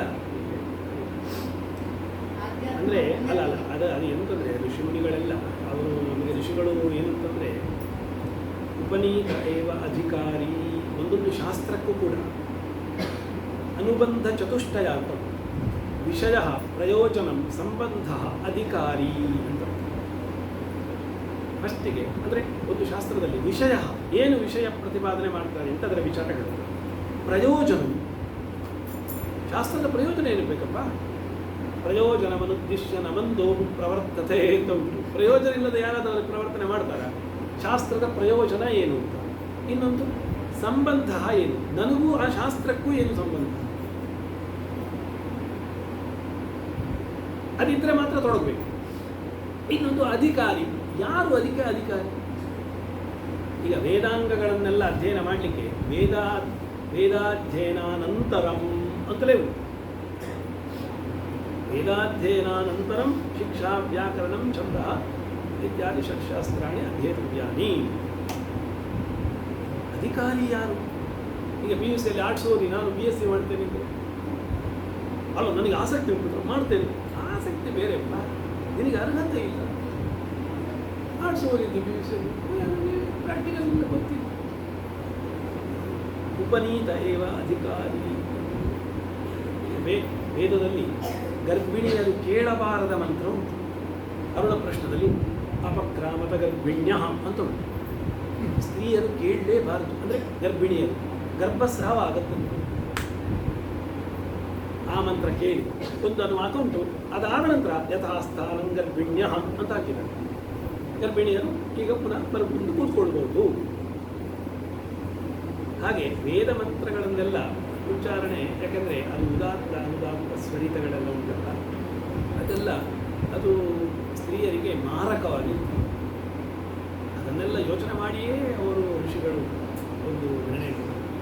ಅವರಿಗೆ ಅದು ಅಗತ್ಯ ಇಲ್ಲ. ಅಂದರೆ ಅವರು ಪುಣ್ಯಾತ್ಮರು, ಅಷ್ಟು ಅಧ್ಯಯನ ಮಾಡಬೇಕಾಗಿಲ್ಲ ಅಂದರೆ ಗ್ರೇಟ್ ಅದು ವಿಷಯ. ಹಾಗೆ ಇದನ್ನೆಲ್ಲ ಈಗ ನೀವು ಅಧ್ಯಯನ ಮಾಡೋದು ಅಂದರೆ ಇದಕ್ಕೆ ಸಂಬಂಧಪಟ್ಟ ಈಗ ವೇದದ ಅರ್ಥವನ್ನು ತಿಳಿಸಿಕೊಡುವ ಇದು ಹೋಗುವುದಕ್ಕಿಂತಲೂ ಈಗ ಉಪನಿಷತ್ತುಗಳಿಗೆ ಸಣ್ಣ ರೂಪದಲ್ಲಿ ಅದರ ಬೇರೆ ಬೇರೆ ಪುಸ್ತಕಗಳು ಸಿಗ್ತವೆ, ಅಥವಾ ವೇದ ಪರಿಚಯದ ಪುಸ್ತಕಗಳು ಸಿಗ್ತವೆ, ಅಂದರೆ ವಿಷಯಗಳನ್ನು ತಿಳ್ಕೊಳ್ಳಿಕ್ಕೆ, ಅಥವಾ ಕನ್ನಡ ಅನುವಾದಗಳ ಸ್ಮೃತಿ ಗ್ರಂಥಗಳು ಸಿಗ್ತವೆ, ಅಥವಾ ರಾಮಾಯಣ ಮಹಾಭಾರತದ ಗ್ರಂಥಗಳು ಸಿಗ್ತವೆ. ಈಗ ಇತ್ತೀಚೆಗೆಲ್ಲ ಅದು ಸ್ತ್ರೀಯರು ಅದನ್ನು ಹೆಚ್ಚು ಸುಶಿಕ್ಷಿತರಾದ ಹಾಗೆ ಅವರು ಗಾರ್ಗಿ, ಮೈತ್ರಾಯಣಿ ಅವರೆಲ್ಲ ಇದ್ದರು. ಅವರೆಲ್ಲ ಋತುಚಕ್ರ ಸ್ತಂಭನ ಮಾಡಿ ಅವರು ಅಧ್ಯಯನ ಮಾಡಿದವರಲ್ಲ, ಅಷ್ಟು ಅಲ್ಲ ಸರ್, ಮೊದಲೆಲ್ಲ ಮಾಡಿದಾರಲ್ಲ ಗಾರ್ಗಿ, ಮೈತ್ರಾಯಣಿ ಎಲ್ಲ ತುಂಬ ಜನ ಇದ್ರಲ್ಲ. ಅಂದರೆ ಅವರು ಅಷ್ಟು ಒಂದು ಸಾಮರ್ಥ್ಯ ಇಲ್ಲದೆ ಮಾಡಿದ್ದಾರೆ. ಹಾಗೆ ಈಗ ನಮಗೆಲ್ಲ ಅದು ಸಾಧ್ಯ ಇಲ್ಲ, ದುಸ್ಸಾಧ್ಯವಾದ್ದು. ಆದ್ದರಿಂದ ಅದರ ವಿಚಾರಗಳನ್ನು ಬೇರೆ ಬೇರೆ ನಿಮಗೆ ಆಸಕ್ತಿ ಇರುವ ವಿಷಯ, ಈಗ ಎಲ್ಲರಿಗೂ ಎಲ್ಲದಲ್ಲಿಯೂ ಆಸಕ್ತಿ ಇರ್ತದೆ ಅಂತ ಏನಿಲ್ಲ. ಜ್ಯೋತಿಷದಲ್ಲಿ ಆಸಕ್ತಿ ಉಂಟಪ್ಪ, ಏನೋ ಸ್ವಲ್ಪ ಅದನ್ನು ತಿಳ್ಕೊಳ್ಬೇಕು ಅಂತ ಇಚ್ಛೆ ಉಂಟು, ಓದು. ಬೇರೆ ಬೇರೆ ಅದರ ಪುಸ್ತಕಗಳನ್ನು ಸಂಗ್ರಹಿಸಿ ಯಾವುದರಲ್ಲಿ ಆಸಕ್ತಿ ಇದೆ ಎನ್ನುವುದರ ಮೇಲೆ ಹೋಗ್ತದೆ. ಮತ್ತು ಈ ಶಾಸ್ತ್ರಗಳೆಲ್ಲ ಗುರುಮುಖಾದ ಅಧ್ಯಯನ ಆದರೆ ಹೆಚ್ಚು ನಮಗೆ ಯೋಗ್ಯ. ಇಲ್ಲದಿದ್ದರೆ ವೇದಾಂತ ಅಂತೂ ಗುರುಮುಖೇನ ಅಧ್ಯಯನ ಆಗದೆ ಹೇಳುವ ಕ್ರಮವೇ ಇಲ್ಲ. ವೇದಾಂತವನ್ನು ಗುರುಗಳಿಂದಲೇ, ವ್ಯಾಕರಣವೂ ಹಾಗೆ.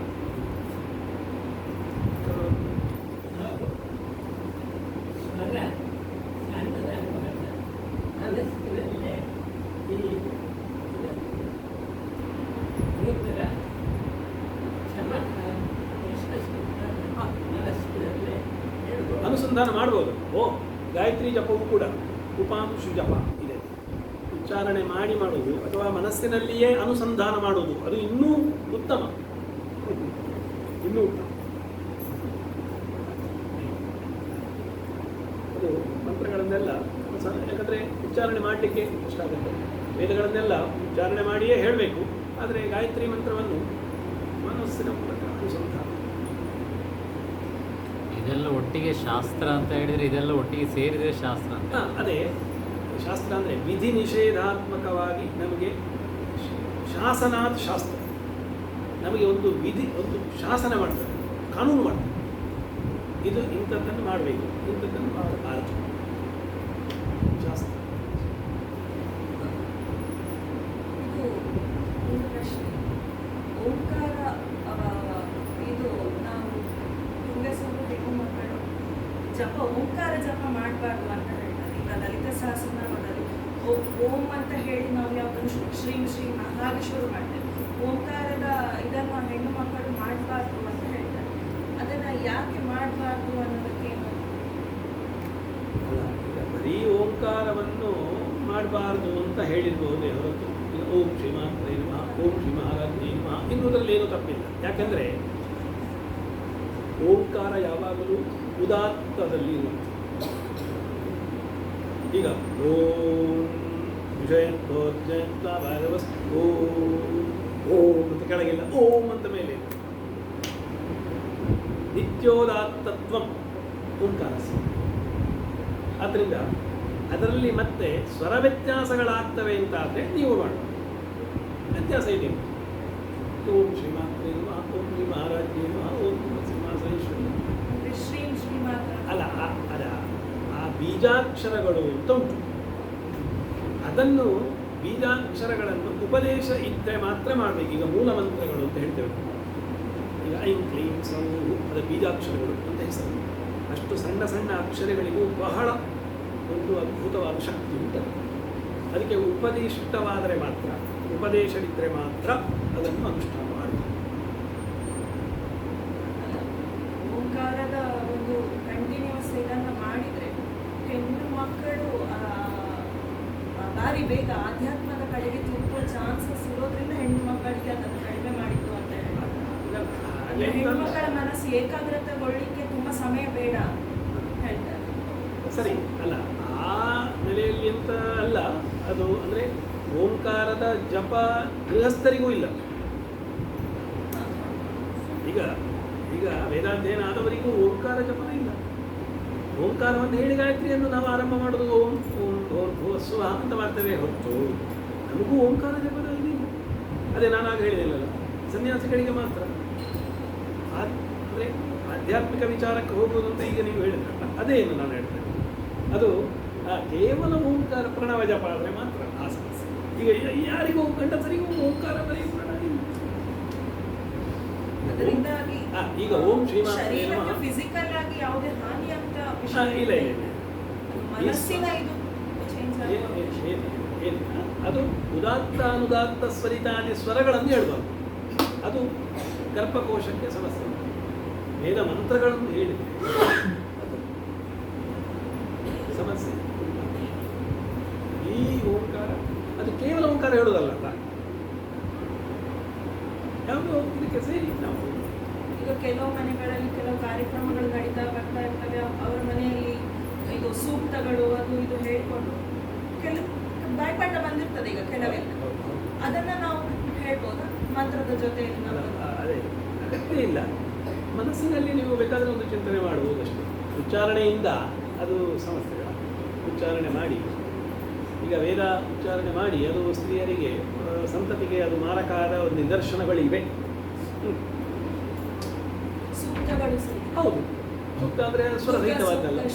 ಹೌದು, ಸ್ವರ ಸಹಿತ ಅಲ್ವಾ? ಯಾಕಂದರೆ ವೇದಗಳನ್ನೆಲ್ಲ ಕಲಿಯುವ ವಯಸ್ಸು ಬಾಲ್ಯ ಅಲ್ಲ. ನಾವು 55 ವರ್ಷ 60 ವರ್ಷ ನಂತರ ಕಲಿತೇವೆ ಅಂತಂದರೆ ವೇದಗಳು ಆವಾಗ ನಮಗೇನು ಹಾನಿ ಇಲ್ಲಲ್ಲ.